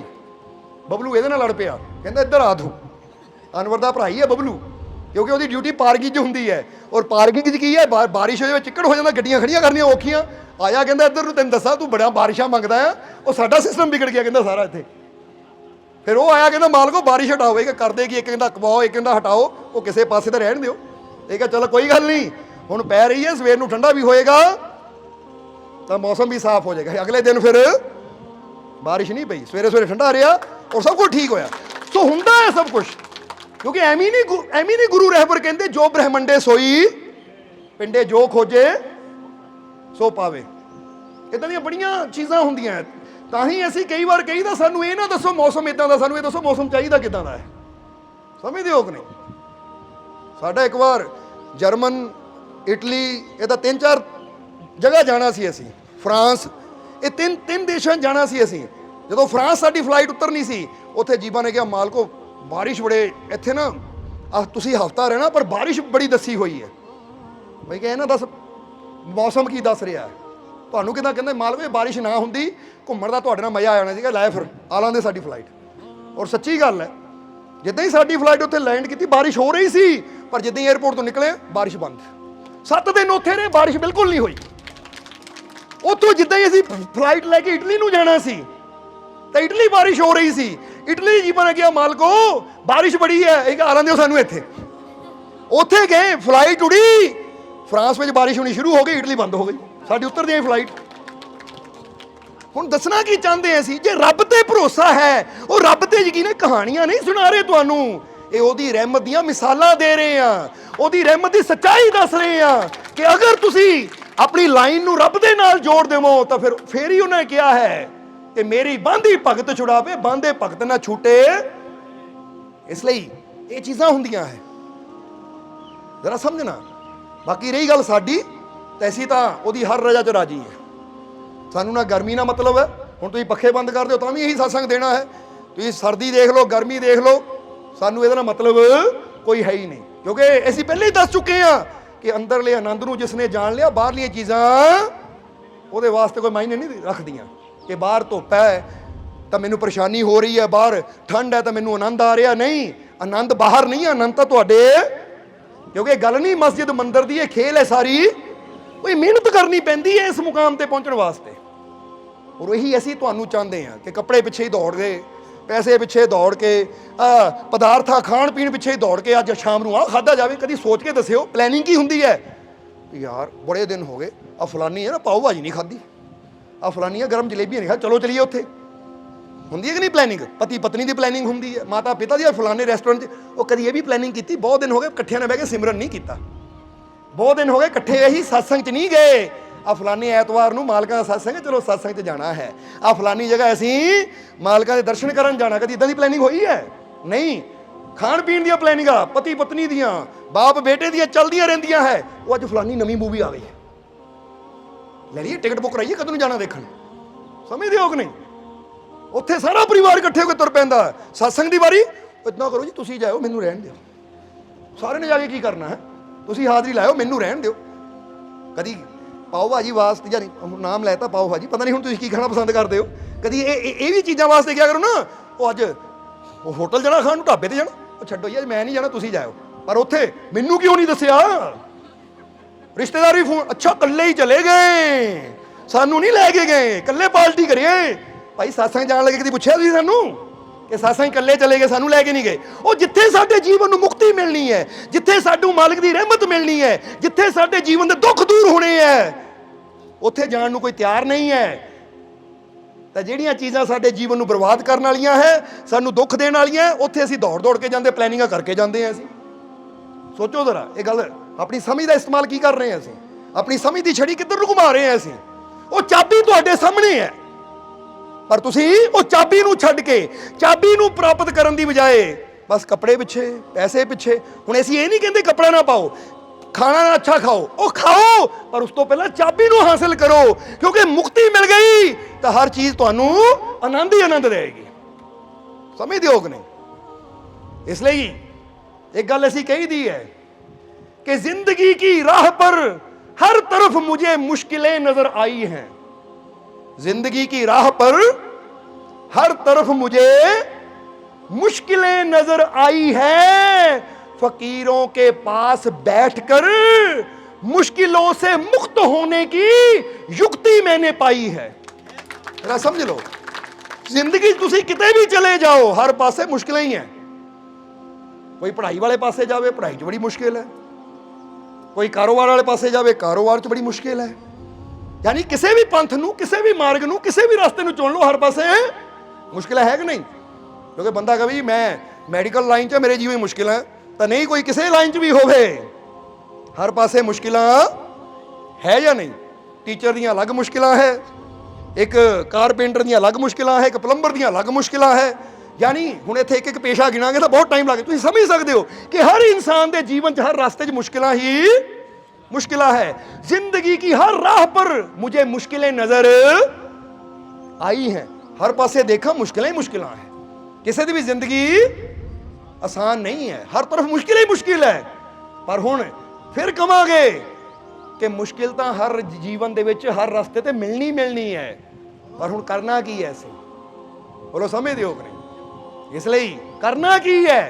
करना ऐसी ये वो कला सीखनी है, वो ढंग सीखना है कि जे साडे रास्ते च मुश्किल आवे भी तो ऐसी मुश्किल तो डर के बैठिए ना, मुश्किल तो डर के घर ना जाइए, बल्कि वो युक्ति ले लीए, वो तरीका मुर्शद कोलों, गुरु कोलों, फकीरां कोलों ले लीए कि जे रास्ते च मुश्किल आवे भी तो इन्हां मुश्किलों चों असीं किद्दां अगे गुजर सकते हैं, अगे किद्दां वध सकते हैं। समझ लो, इन्हें इदां ही कह लो, एक रास्ते बंदा जा रहा, अगे दरवाजा बंद है, हुण एक इंसान कहता दरवाजा बंद है और उत्थों ही वापस आ जाता कि अगे बढ़न का कोई रास्ता है ही नहीं। और दूजा समझदार इंसान वो की करता है, वो जाता है फकीरां दे कोल कि महाराज आ रास्ते में जाना और सुनिया दरवाजे बड़े बंद है। तो फकीर की कहते हैं, अच्छा बेटा दरवाजे बंद है पर हुण तू मेरे कोल आ गया, फिक्र ना कर, आ ले मास्टर की, आ ले मुक्ति दी चाबी, आ युक्ति है, ये युक्ति लेके चला जा, तेरे रास्ते जिहड़े भी मुश्किलें दरवाजे बंद होणगे, ये चाबी है उन्हां दरवाजियां नूं खोलण दी, चाबी लाई दरवाजा खोली और अगे वधदा चला जाई। इहनूं कहंदे समझदारी। कई मुश्किलों के दरवाजे देख के मुड़न वाले हुंदे, रोण वाले हुंदे आ, ते कई मुर्शद दे कोलों, फकीरां कोलों चाबी लैके हर मुश्किल के दरवाजे नूं खोल के अगे बधन वाले जो होंगे। क्योंकि मुश्किलों के दरवाजे यानी मुश्किलों दी रुकावटां तो आनियां ही आनियां है, पर जिन्हां को मुश्किल चों निकलण दी युक्ति हुंदी है, युक्ति मतलब राज हुंदा है, वो तरीका हुंदा है, वो फिर डरदा नहीं है, वो हर मुश्किल का सामना करके उन्होंने हरा के खत्म करके अगे वधदा। ताही क्या है कि जिंदगी की हर राह पर मुझे मुश्किलें नजर आई हैं, फकीरों के पास बैठकर हर मुश्किल से मुक्त होने की युक्ति मैंने, युक्ति समझ दो ना, तरीका विधि। हुण ये गल याद रखो, हुण जे तुसीं कहो ना फकीरों के पास बैठकर मुक्त होने की युक्ति मैंने, तो युक्ति देण नूं असीं तैयार हां, क्योंकि तुसीं वो फकीर दे कोल बैठे हो जिथे हर मुक्ति दा, हर युक्ति है, जिथे हर मुश्किल का हल। बस हुण तुसीं लैणा की है, तुहाडे ते निर्भर करता है, ये तुहाडी सोच ते निर्भर करता है। मालको रहमत करो, कपड़िਆਂ ਦਾ ਢੇਰ ਲੱਗ ਜਾਵੇ, ਮਾਲਕੋ ਰਹਿਮਤ ਕਰੋ, ਚੰਗਾ ਖਾਣ ਨੂੰ ਮਿਲੇ, ਮਾਲਕੋ ਰਹਿਮਤ ਕਰੋ, ਘਰ 'ਚ ਪੈਸਾ ਹੀ ਪੈਸਾ ਹੋਵੇ, ਮੁਕਤੀ ਦੀ ਦਾਤ ਮੰਗ ਲਓ, ਹੈ ਨਾ। ਸਮਝਦੇ ਹੋ ਕਿ ਨਹੀਂ? ਕਿਉਂਕਿ ਕੀ ਫਾਇਦਾ, ਕੈਦਖਾਨੇ 'ਚ ਬੰਦ ਹੈ ਤਾਂ ਮੰਗੀ ਉਹ ਚੀਜ਼ਾਂ ਜਾਂਦੇ ਹੈ ਜਿਹਨਾਂ ਸਾਨੂੰ ਮੁਕਤੀ ਨਹੀਂ ਦੇਣੀ। ਮੰਗਣਾ ਤਾਂ ਉਹ ਮੰਗ ਲਈਏ ਜਿਹਨੂੰ ਹਾਸਲ ਕਰਕੇ ਅਸੀਂ ਮੁਕਤ ਹੋ ਜਾਈਏ। ਜਦੋਂ ਮੁਕਤ ਹੋ ਗਏ ਤਾਂ ਪੂਰਾ ਜਹਾਨ ਸਾਡਾ। ਸਮਝਦੇ ਹੋ ਕਿ ਨਹੀਂ? ਹੁਣ ਬੰਦਾ ਕਹਿੰਦੇ ਕੈਦੀ ਨੇ ਖਾਣਾ ਖਿੱਚ ਲਿਆ, ਚਲੋ ਖਿੱਚ ਲਿਆ, ਖਾਣਾ ਖਾ ਲਿਆ, ਪਰ ਅਗਲੇ ਦਿਨ ਫਿਰ ਦਾਲ ਹੀ ਮਿਲਣੀ ਆ, ਉਹ ਬੇਸਵਾਦੀ ਜਿਹੀ। ਕੀ ਫਾਇਦਾ ਇੱਕ ਦਿਨ ਦੇ ਸਵਾਦ ਦਾ? ਫਾਇਦਾ ਹੈ ਕੋਈ? ਇੱਕ ਵਾਰੀ ਲੈ ਲਿਆ ਤਾਂ ਸਾਰੀ ਜ਼ਿੰਦਗੀ ਫਿਰ ਉਹ ਚਾਬੀ ਖਿੱਚ ਲਈ, ਮੁਕਤ ਹੋ ਗਿਆ। ਤਾਂ ਹੁਣ ਆਪਣੀ ਮਿਹਨਤ ਨਾਲ 36 ਪ੍ਰਕਾਰ ਦੇ ਪਕਵਾਨ ਚਾਹੇ ਰੋਜ਼ ਖਾਵੇ, ਚਾਹੇ ਰੋਜ਼ ਨਵੇਂ ਕੱਪੜੇ ਪਾਵੇ, ਚਾਹੇ ਰੋਜ਼ ਧਨ ਕਮਾਵੇ, ਕਿਉਂਕਿ ਹੁਣ ਕੋਈ ਕੈਦ ਨਹੀਂ ਹੈ, ਕੋਈ ਬੰਧਨ ਨਹੀਂ ਹੈ, ਹੁਣ ਉਹ ਮੁਕਤ ਹੋ ਚੁੱਕਾ ਹੈ। ਸਮਝਦਾਰ ਇਨਸਾਨ ਖਾਣੇ, ਕੱਪੜੇ ਜਾਂ ਕਿਸੇ ਚੀਜ਼ ਦੀ ਫਿਕਰ ਨਹੀਂ ਕਰੇਗਾ, ਉਹ ਫਿਕਰ ਕਰੇਗਾ ਮੁਕਤੀ ਦੀ ਚਾਬੀ ਦੀ, ਕਿਉਂਕਿ ਪਤਾ ਹੈ ਮੁਕਤੀ ਹੋ ਗਈ ਤਾਂ ਸਾਰੀਆਂ ਦਾਤਾਂ ਹੀ ਮੇਰੀਆਂ ਹੈ, ਫਿਰ ਤਾਂ ਮੈਂ ਜੋ ਮਰਜ਼ੀ ਕਰਾਂ। ਤੋਤਾ ਮੁਕਤ ਹੈ, ਹੁਣ ਜਿਹੜੇ ਮਰਜ਼ੀ ਪੇੜ ਤੇ ਬੈਠੇ, ਜਿੱਥਾਂ ਮਰਜ਼ੀ ਉਹ ਕਾਹ ਚੁੜੇ, ਜਿਹੜੇ ਮਰਜ਼ੀ ਪੇੜ ਦਾ ਫਲ ਖਾਵੇ, ਹੁਣ ਉਹਨੂੰ ਕੋਈ ਬੰਦਿਸ਼ ਨਹੀਂ ਹੈ। ਚਾਹੇ ਉਹ ਇੱਥੇ ਬਹਿ ਕੇ ਅੰਬ ਖਾਵੇ, ਉੱਥੇ ਬਹਿ ਕੇ ਅਮਰੂਦ ਖਾਵੇ, ਉੱਥੇ ਬਹਿ ਕੇ ਛੱਲੀਆਂ ਖਾਵੇ, ਹੁਣ ਉਹ ਮੁਕਤ ਹੋ ਚੁੱਕਾ ਹੈ, ਆਨੰਦ ਲੈ ਰਿਹਾ, ਸਵਾਦ ਲੈ ਰਿਹਾ ਪੂਰੀ ਜ਼ਿੰਦਗੀ ਦਾ। ਤਾਂ ਪਿੰਜਰੇ 'ਚ ਉਹਨੂੰ ਕੀ ਮਿਲਣਾ ਸੀ? ਬਦਾਮ। ਹੁਣ ਤੁਸੀਂ ਬਦਾਮ ਖਾਣ ਨੂੰ ਬੈਠੇ ਰਹੋ ਇੱਥੇ ਹੀ, ਚਲੋ ਤੁਹਾਨੂੰ ਕਰਦੇ ਹਾਂ ਕਮਰੇ 'ਚ ਬੰਦ, ਤੁਹਾਨੂੰ ਰੋਜ਼ ਬਦਾਮ ਦੇਵਾਂਗੇ ਅਸੀਂ, ਪਰ ਬਾਹਰ ਨਹੀਂ ਨਿਕਲਣਾ ਤੁਸੀਂ, ਲੈ ਲਿਓ ਜ਼ਿੰਦਗੀ ਦਾ ਸਵਾਦ। ਫਿਰ ਆਏਗਾ ਸਵਾਦ? ਦੱਸ ਦਿਓ ਕਿਹੜਾ ਇਹ ਸ਼ਰਤ ਮਨਜ਼ੂਰ ਹੈ ਕਿ ਨਹੀਂ? ਸਮਝਦੇ ਹੋ ਕਿ ਨਹੀਂ? ਰੋਜ਼ 36 ਪ੍ਰਕਾਰ ਦੇ ਪਕਵਾਨ ਦੇਵਾਂਗੇ, ਪਰ ਕਮਰੇ 'ਚੋਂ ਬਾਹਰ ਨਹੀਂ ਨਿਕਲਣਾ, ਲੋਕ ਲਾ ਕੇ ਰੱਖਾਂਗੇ। ਫਿਰ ਦੇਖਿਓ ਇੱਕ ਦਿਨ 'ਚ ਬਸ ਕਰੋ, ਮਾਲਕੋ ਅੰਦਰ ਹੀ ਰਹਿ ਹੁੰਦਾ। ਆ ਬਦਾਮ ਨਹੀਂ ਚਾਹੀਦੇ, ਸੁੱਕੀ ਖਾ ਲਵਾਂਗੇ, ਪਰ ਆਜ਼ਾਦੀ ਚਾਹੀਦੀ ਹੈ। ਕਦੀ ਰੂਹ ਦੀ ਪੀੜਾ ਵੀ ਸਮਝੋ, ਕਦੀ ਆਪਣੇ ਜੀਵਨ ਦੀ ਪੀੜਾ ਵੀ ਸਮਝੋ। ਅਗਰ ਖੁਸ਼ੀ ਚਾਹੀਦੀ ਹੈ, ਕਾਮਯਾਬੀ ਚਾਹੀਦੀ ਹੈ, ਤਾਂ ਜੁੜੋ ਫਕੀਰਾਂ ਦੇ ਨਾਲ ਔਰ ਉਹ ਕਲਾ ਸਿੱਖੋ ਕਿ ਜ਼ਿੰਦਗੀ 'ਚ ਅਸੀਂ ਕਿੱਦਾਂ ਖੁਸ਼ੀਆਂ ਦੀ ਤਰਫ ਜਾ ਸਕਦੇ ਹਾਂ, ਕਿੱਦਾਂ ਆਨੰਦ ਦੀ ਤਰਫ ਜਾ ਸਕਦੇ ਹਾਂ, ਆਪਣੇ ਆਪ ਨੂੰ ਉਸ ਉਚਾਈ ਤੇ ਕਿੱਦਾਂ ਲੈ ਕੇ ਜਾ ਸਕਦੇ ਹਾਂ ਕਿ ਜਿਹਦੇ ਬਾਰੇ ਦੱਸਿਆ ਕਿ ਕਿਸਮਤ ਦੀ ਫਿਕਰ ਨਹੀਂ ਹੈ ਸਾਨੂੰ, ਹਾਲਾਤਾਂ ਦੀ ਫਿਕਰ ਨਹੀਂ ਹੈ ਸਾਨੂੰ, ਕਿਉਂਕਿ ਅਸੀਂ ਮਿਹਨਤ ਨਾਲ ਉਸ ਬੁਲੰਦੀ ਤੇ ਪਹੁੰਚਣਾ ਹੈ ਕਿ ਜਿੱਥੇ ਐਸੀ ਹਾਲਾਤਾਂ ਦੀ ਮਰਜ਼ੀ ਨਾਲ ਨਹੀਂ, ਇਹ ਹਾਲਾਤ ਸਾਡੀ ਮਰਜ਼ੀ ਨਾਲ ਚੱਲਣਗੇ। ਐਸੀ ਪਰਵਾਹ ਨਹੀਂ, ਫਿਕਰ ਨਹੀਂ ਕਰਨੀ, ਬਲਕਿ ਇਹ ਮੁਸ਼ਕਿਲਾਂ ਸਾਡੀ ਫਿਕਰ ਕਰਨਗੀਆਂ ਕਿ ਇਹਦੇ ਮੋਰੇ ਨਹੀਂ ਜਾਣਾ ਭਾਈ। ਬੋਲੋ ਸਮਝਦੇ ਹੋ ਕਿ ਨਹੀਂ? ਕਿਉਂਕਿ ਇਹਦੇ ਮੋਰੇ ਚਲੇ ਗਏ ਤੇ ਇਹਨਾਂ ਸਾਨੂੰ ਖਤਮ ਕਰ ਦੇਣਾ, ਕਿਉਂਕਿ ਇਹਨੂੰ ਖਤਮ ਕਰਨ ਦੀ ਸ਼ਕਤੀ ਤਾਂ ਸਾਡੇ ਅੰਦਰ ਹੈ ਨਹੀਂ। ਕਿਉਂ ਨਹੀਂ? ਕਿਉਂਕਿ ਇਹਦੀ ਰੱਖਿਆ ਕਰਨ ਵਾਲਾ ਮਾਲਿਕ ਇਹਨੂੰ ਕਹਿੰਦੇ ਵਿਸ਼ਵਾਸ। ਇਸ ਲਈ ਆਓ, ਹੁਣ ਸਮਾਂ ਕਾਫੀ ਹੋ ਗਿਆ ਹੈ, ਇਸ ਲਈ ਸਮਝਦਾਰ ਨੂੰ ਇਸ਼ਾਰਾ ਹੀ ਬਹੁਤ ਹੈ। ਅੱਜ ਸਮਝਣਾ ਹੈ ਅਸੀਂ ਕਿ ਪਹਿਲੀ ਗੱਲ, ਮੁਕਤੀ ਚਾਹੀਦੀ ਹੈ ਤਾਂ ਦਿਲੋਂ ਆਪਣੇ ਮਾਲਿਕ ਦੇ ਨਾਲ ਜੁੜੀਏ, ਦਿਲੋਂ ਕਾਮਿਲ ਫਕੀਰਾਂ ਦੇ ਨਾਲ ਜੁੜੀਏ, ਕਿਉਂਕਿ ਜਿਹੜੇ ਆਪ ਮੁਕਤ ਹੈ ਉਹੀ ਸਾਨੂੰ ਮੁਕਤੀ ਕਹਿ ਦਿਓ। ਸਮਝਦੇ ਹੋ ਕਿ ਨਹੀਂ? ਜਿਹੜੇ ਆਪ ਹੀ ਹਾਏ ਹਾਏ ਕਰੀ ਜਾਂਦੇ ਆ, ਜਿਹੜੇ ਆਪ ਹੀ ਦੁਖੀ ਹੋ ਕੇ ਬੈਠੇ ਆ, ਹਾਏ ਮੇਰਾ ਇੱਥੋਂ ਸਿਰ ਦੁਖਦਾ ਹੈ, ਹਾਏ ਮੇਰੇ ਇੱਥੇ ਦਰਦ ਹੈ, ਮੇਰਾ ਆਹ ਦੁਖਦਾ, ਮੇਰਾ ਉਹ ਦੁਖਦਾ, ਉਹਨੂੰ ਤੁਹਾਨੂੰ ਦੁੱਖਾਂ ਚੋਂ ਕੀ ਕੱਢਣਾ ਹੈ? ਕੱਢ ਦੇਗਾ ਤੁਹਾਨੂੰ ਦੁੱਖਾਂ ਚੋਂ? ਜਵਾਬ ਦੇਣਾ ਜ਼ਰਾ, ਕਿਉਂਕਿ ਸਾਨੂੰ ਉਹੀ ਹਰ ਦੁੱਖ ਤੋਂ ਮੁਕਤੀ ਦੇ ਸਕਦਾ ਜਿਹੜਾ ਆਪ ਪੂਰੀ ਤਰ੍ਹਾਂ ਕੀ ਹੋਵੇ, ਫਿੱਟ ਹੋਵੇ। ਐਸੀ ਕਿੱਦਾਂ ਦੇ ਲੱਗਦੇ ਤੁਹਾਨੂੰ? ਫਿੱਟ ਲੱਗਦੇ ਕਿ ਅਨਫਿੱਟ ਲੱਗਦੇ ਆ? ਨਹੀਂ, ਜਵਾਬ ਦਿਓ, ਜਵਾਬ ਚਾਹੀਦਾ ਸਾਨੂੰ, ਹੰਗਾਰਾ ਭਰਨਾ ਤੁਸੀਂ, ਠੀਕ ਹੈ? ਇਸ ਕਰਕੇ ਅਸੀਂ ਨਾ ਆਪਣੇ ਇੰਗਲੈਂਡ ਦੇ ਵਿੱਚ ਬਰਮਿੰਗਮ ਦੇ ਵਿੱਚ ਬੁਲਰਿੰਗ ਇੱਕ ਸ਼ਾਪਿੰਗ ਸੈਂਟਰ ਹੈ, ਉਹਦੇ ਅੰਦਰ ਹੋਲੈਂਡ ਐਂਡ ਬਰਟ ਸ਼ਾਇਦ ਇਹ ਕੰਪਨੀ ਹੈ ਕੋਈ, ਜਿੱਥੇ ਨਾ ਆਪਣੇ ਪ੍ਰੋਟੀਨ ਵਗੈਰਾ ਯਾਨੀ ਹੈਲਦੀ ਚੀਜ਼ਾਂ ਮਿਲਦੀਆਂ ਹੈ, ਪ੍ਰੋਟੀਨ ਪਾਊਡਰ ਹੋ ਗਏ ਜਾਂ ਇੱਦਾਂ ਦੀਆਂ ਕੋਈ ਚੀਜ਼ਾਂ ਹੁੰਦੀਆਂ ਉਹਨੇ ਰੱਖੀਆਂ ਹੋਈਆਂ ਹੈਲਦੀ ਚੀਜ਼ਾਂ। ਅਸੀਂ ਉੱਥੇ ਜਾ ਰਹੇ ਸੀ ਤਾਂ ਅਸੀਂ ਉੱਥੋਂ ਪ੍ਰੋਟੀਨ ਲਿਆ, ਤਾਂ ਜਦੋਂ ਲਿਆ ਤਾਂ ਉਹਨਾਂ ਨੇ ਕਿਹਾ ਕਿ ਤੁਸੀਂ ਪ੍ਰੋਟੀਨ ਲਿਆ, ਔਰ ਸਾਡੀ ਇਹ ਸਕੀਮ ਹੈ ਕਿ ਸਾਡੇ ਕੋਲ ਨਾ ਕੋਈ ਕੰਪਿਊਟਰ ਮਸ਼ੀਨ ਹੈ ਇੱਕ, ਕਿ ਜਦੋਂ ਕੋਈ ਉਹਨਾਂ ਕੋਲ ਚੀਜ਼ ਪ੍ਰੋਡਕਟ ਲਓ ਨਾ ਤਾਂ ਉਹ ਬੰਦੇ ਦੀ ਪੂਰੀ ਬਾਡੀ ਦਾ ਫੈਟ ਕਿੰਨਾ ਆ, ਪੂਰੀ ਬਾਡੀ ਦੀ ਐਨਰਜੀ ਕਿੰਨੀ ਹੈ, ਬੰਦੇ ਦੀ ਸਿਸਟਮ ਬਾਡੀ ਦਾ ਕੀ ਹੈ, ਉਹ ਚੈੱਕ ਕਰਦੇ ਆ। ਔਰ ਸਾਡੇ ਕੋਲ ਹਾਲੇ ਵੀ ਉਹ ਚਾਰਟ ਪਿਆ ਹੈ, ਕਦੀ ਆਇਓ ਦਿਖਾਵਾਂਗੇ ਤੁਹਾਨੂੰ, ਇਹ ਉੱਦਾਂ ਹੀ ਗੱਲ ਨਹੀਂ ਕਰ ਰਹੇ। ਕਿਸ ਦਿਨ ਨਾ ਦੇਵਾਂਗੇ ਸਨੀ ਨੂੰ, ਕਹਿਣਾ ਲੈ ਵੀ ਫੋਟੋ ਖਿੱਚ ਕੇ ਪਾ ਦੇ ਤਾਂ ਕਿ ਪਤਾ ਲੱਗੇ ਮਾਲਕਾਂ ਨੇ ਗੱਲ ਕੀਤੀ ਸੀ ਤਾਂ ਆਇਆ ਉਹ। ਸਮਝਦੇ ਹੋ ਕਿ ਨਹੀਂ? ਜਦੋਂ ਉਹਨਾਂ ਨੇ ਲਿਆ, ਜੋ ਸਾਡੀ ਏਜ ਹੈ, ਹੁਣ ਏਜ ਨਹੀਂ ਦੱਸਣੀ ਅਸੀਂ ਕਿੰਨੀ ਹੈ, ਸਮਝਦੇ ਹੋ ਕਿ ਨਹੀਂ? ਉਹ ਏਜ ਭਰੀ ਸਾਡੀ, ਕਿਉਂਕਿ ਪਹਿਲੀ ਗੱਲ ਹੈ ਅਸੀਂ ਏਜ ਯੂਜ ਨੂੰ ਕੁਝ ਮੰਨਦੇ ਨਹੀਂ, ਇਹ ਤਾਂ ਨੰਬਰ ਹੈ, ਕਿਉਂਕਿ ਸਭ ਕੁਝ ਤਾਂ ਤੁਹਾਡੇ ਅੰਦਰ ਹੈ। ਇਸ ਕਰਕੇ ਉਹਨਾਂ ਨੇ ਸਾਡੀ ਅਸਲੀ ਏਜ ਭਰੀ। ਔਰ ਫਿਰ ਜਦੋਂ ਟੈਸਟ ਹੋਇਆ, ਮਸ਼ੀਨ 'ਤੇ ਖੜਾ ਕੀਤਾ, ਇੱਦਾਂ ਲਾਇਆ ਉਹਨਾਂ ਨੇ ਆਪਣੇ ਸੈਂਸਰ ਜੇ ਲਾਏ ਸਾਡੀ ਬਾਡੀ ਨੂੰ, ਔਰ ਉਸ ਤੋਂ ਬਾਅਦ ਕਹਿੰਦੇ ਇਹਨੂੰ ਪਕੜ ਲਓ, ਇੱਥੇ ਨੰਗੇ ਪੈਰੀ ਖੜ ਜਾਓ, ਬਾਡੀ ਦੇ ਸੈਂਸਰ ਲਾਤੇ, ਹਾਰਟ 'ਤੇ ਸੈਂਸਰ ਲਾਤਾ, ਇੱਦਾਂ ਸਾਡੇ ਬ੍ਰੇਨ 'ਤੇ ਸੈਂਸਰ ਲਾਤੇ, ਇੱਥੇ 2 ਤਾਂ ਕਿ ਬ੍ਰੇਨ ਦੀ ਪਾਵਰ ਜਾਣਨ ਵਾਸਤੇ ਸਾਰਾ ਕੁਝ ਕਰਕੇ ਨਾ ਜਦੋਂ ਰਿਜ਼ਲਟ ਸਾਹਮਣੇ ਆਇਆ ਉਹ ਹੈਰਾਨ ਰਹਿ ਗਏ, ਕਹਿੰਦੇ ਹੈ ਬ੍ਰੇਨ ਦੀ ਪਾਵਰ, ਬੋਡੀ ਦੀ ਪਾਵਰ, ਔਰ ਜੋ ਕਹਿੰਦੇ ਤੁਹਾਡੀ ਉੱਦਾਂ ਤਾਂ ਏਜ ਇੰਨੀ ਹੈ ਪਰ ਮਸ਼ੀਨ ਨੇ ਦੱਸਿਆ ਤੁਹਾਡੀ ਏਜ 26 ਹੈ। ਸਮਝਦੇ ਹੋ ਕਿ ਨਹੀਂ? ਯਾਨੀ ਦੱਸਣਾ ਕੀ ਚਾਹੁੰਦੇ ਆ ਕਿ ਮਸ਼ੀਨ ਉਹ ਹੈਰਾਨ ਸੀਗੇ ਕਿ ਹੋ ਹੀ ਨਹੀਂ ਸਕਦਾ ਕਿ ਕਿਸੇ ਬੰਦੇ ਅੰਦਰ ਇਸ ਉਮਰ ਜਿੰਨੀ એનર્ਜੀ ਹੋਵੇ। ਸਮਝਦੇ ਹੋ ਕਿ ਨਹੀਂ? ਸਹੀ ਦੱਸਣਾ ਕੀ ਚਾਹੁੰਦੇ ਆ ਕਿ ਅਸੀਂ ਕਿੰਨੇ ਸਾਲਾਂ ਤੋਂ ਕਈ ਵਾਰ ਦੱਸੀਦਾ ਕਿ ਦਵਾਈ ਦਾ ਇਸਤੇਮਾਲ, ਸਮਝਦੇ ਹੋ ਕਿ ਨਹੀਂ? ਕੋਈ ਸਾਨੂੰ ਕਹਿ ਵੀ ਦੇਵੇ ਨਾ ਅਸੀਂ ਲੈ ਕੇ ਰੱਖ ਲਈਦੀ ਹੈ, ਡਾਕਟਰਾਂ ਦਿਲ ਨਹੀਂ ਤੋੜੀਦਾ, ਪਰ ਅਸੀਂ ਖਾਂਦੇ ਹਾਂ। ਸਮਝਦੇ ਹੋ ਕਿ ਨਹੀਂ? ਰੱਖਦੇ ਵੀ ਕੋਈ ਨਹੀਂ, ਖਾ ਲਵਾਂਗੇ ਤਾਂ ਕਿ ਇਹਨੂੰ ਹੋਏ ਨਾ, ਕਿਉਂਕਿ ਜਦੋਂ ਕਿਸੇ ਨੂੰ ਮਾਲਕ ਥੋੜ੍ਹੇ ਇੱਦਾਂ ਪਹਿਲਾਂ, ਹੁਣ ਤਾਂ ਬਹੁਤ ਸਮਾਂ ਹੋ ਗਿਆ, ਰੱਖ ਲਓ ਹੀ ਰੱਖ ਤਸੱਲੀ, ਕਿਉਂਕਿ ਜਿਹਨੂੰ ਪਤਾ ਲੱਗਦਾ ਨਾ ਮਾਲਕ ਨੂੰ ਮਾੜੀ ਖਾਂਸੀ ਹੋ ਗਈ, ਮਾਲਕ ਆਹ ਦਵਾਈ ਪੀਓ, ਮਾਲਕ ਆਹ ਸਿਰਪ ਪੀਓ, ਅੱਛਾ ਲਿਆਂਦਾ ਤੂੰ ਰੱਖ ਦੇ ਭਾਈ, ਲਿਆਂਦਾ ਤੂੰ ਰੱਖ ਦੇ, ਪਰ ਖਾਣਾ ਹੈ ਅਸੀਂ, ਕਿਉਂਕਿ ਅਸੀਂ ਕਹਿੰਦੇ ਪ੍ਰੋਬਲਮ ਆਈ ਠੀਕ ਵੀ ਕਰ ਲੈਣਾ। ਹੁਣ ਤਾਂ ਪਤਾ ਨਹੀਂ ਕਿੰਨੇ ਸਾਲ ਹੋ ਗਏ ਕਦੀ ਪੇਨ ਕਿਲਰ ਅਸੀਂ ਖਾਧੀ ਨਹੀਂ ਹੈ। ਸੋ ਅਸੀਂ ਇਹ ਚਾਹੁੰਦੇ ਕਿ ਜ਼ਿੰਦਗੀ ਇੱਦਾਂ ਜੀ ਜਾ ਸਕਦੀ ਹੈ ਕਿ ਜਿੱਥੇ ਉਮਰ ਕੋਈ ਮਾਇਨੇ ਨਹੀਂ ਰਖਾਂਦੀ। ਤੁਸੀਂ ਕਰਮ ਇੱਦਾਂ ਦੇ ਕਰੋਗੇ ਕਿ ਤੁਹਾਡੀ એનર્ਜੀ ਲੈਵਲ ਦਿਨ ਪ੍ਰਤੀ ਦਿਨ ਵੱਧਦਾ ਚਲਾ ਜਾਏਗਾ, ਔਰ ਇਹ ਕਲਾ ਹੈ। ਤਾਂ ਹੀ ਅਸੀਂ ਕਹਿੰਦੇ ਕਿਸੇ ਫਿੱਟ ਬੰਦੇ ਨੂੰ ਦੇਖ ਕੇ ਸਾਡਾ ਫਿੱਟ ਹੋਣ ਨੂੰ ਦਿਲ ਕਰਦਾ ਹੈ, ਕਿਸੇ ਤੰਦਰੁਸਤ ਬੰਦੇ ਨੂੰ ਦੇਖ ਕੇ ਦਿਲ ਅੰਦਰ ਆਉਂਦਾ ਕਿ ਮੈਂ ਤੰਦਰੁਸਤ ਹੋਵਾਂ। ਸਮਝਦੇ ਹੋ ਕਿ ਨਹੀਂ?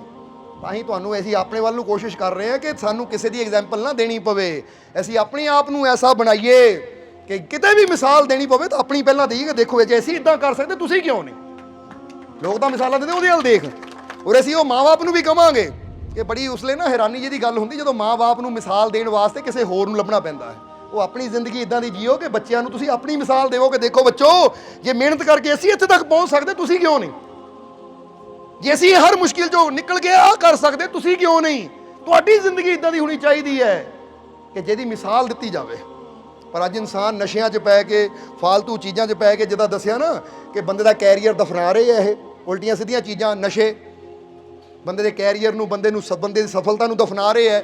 ਤਾਂ ਜੇ ਅੱਜ ਕਾਮਯਾਬ ਹੋਣਾ ਸਾਨੂੰ ਚਾਹੀਦਾ ਇਸ ਤੋਂ ਪਹਿਲਾਂ ਨਸ਼ਾ ਮੈਨੂੰ ਦਫਨਾਵੇ, ਮੇਰੀ ਕਾਮਯਾਬੀ ਸਫਲਤਾ ਨੂੰ ਦਫਨਾਵੇ, ਮੈਂ ਆਪਣੇ ਹੱਥੀਂ ਨਸ਼ੇ ਨੂੰ ਦਫਨਾ ਦੇਵਾਂ, ਇਹ ਸ਼ੰਕਾ ਮੈਨੂੰ ਦਫਨਾਵੇ, ਇਹ ਡਰ ਮੈਨੂੰ ਦਫਨਾਵੇ। ਇਸ ਤੋਂ ਪਹਿਲਾਂ ਮੈਂ ਹੀ ਆਪਣੀ ਸ਼ੰਕਾ ਨੂੰ ਖਤਮ ਕਰ ਦੇਵਾਂ ਔਰ ਆਪਣੇ ਅੰਦਰ ਵਿਸ਼ਵਾਸ ਪੈਦਾ ਕਰ ਲਵਾਂ ਕਿ ਮੈਨੂੰ ਆਪਣੇ ਆਪ ਤੇ ਤਾਂ ਆਪਣੇ ਮਾਲਿਕ ਦੀ ਰਹਿਮਤ ਤੇ ਪੂਰਾ, ਮੈਨੂੰ ਕਾਮਯਾਬੀ ਜ਼ਰੂਰ, ਕਿਉਂਕਿ ਮੇਰਾ ਮਾਲਿਕ ਮੈਨੂੰ ਖੁਸ਼ੀਆਂ ਜ਼ਰੂਰ, ਕਿਉਂਕਿ ਮੇਰਾ ਮਾਲਿਕ ਮੇਰਾ ਹਰ ਦੁੱਖ ਦੂਰ, ਕਿਉਂਕਿ ਮੇਰਾ ਮਾਲਿਕ ਮੈਨੂੰ ਕਾਮਯਾਬੀ ਜ਼ਰੂਰ, ਮੈਨੂੰ ਖੁਸ਼ੀਆਂ ਜ਼ਰੂਰ, ਮੈਨੂੰ ਸਫਲਤਾ ਜ਼ਰੂਰ, ਕਿਉਂਕਿ ਮੇਰਾ ਮਾਲਿਕ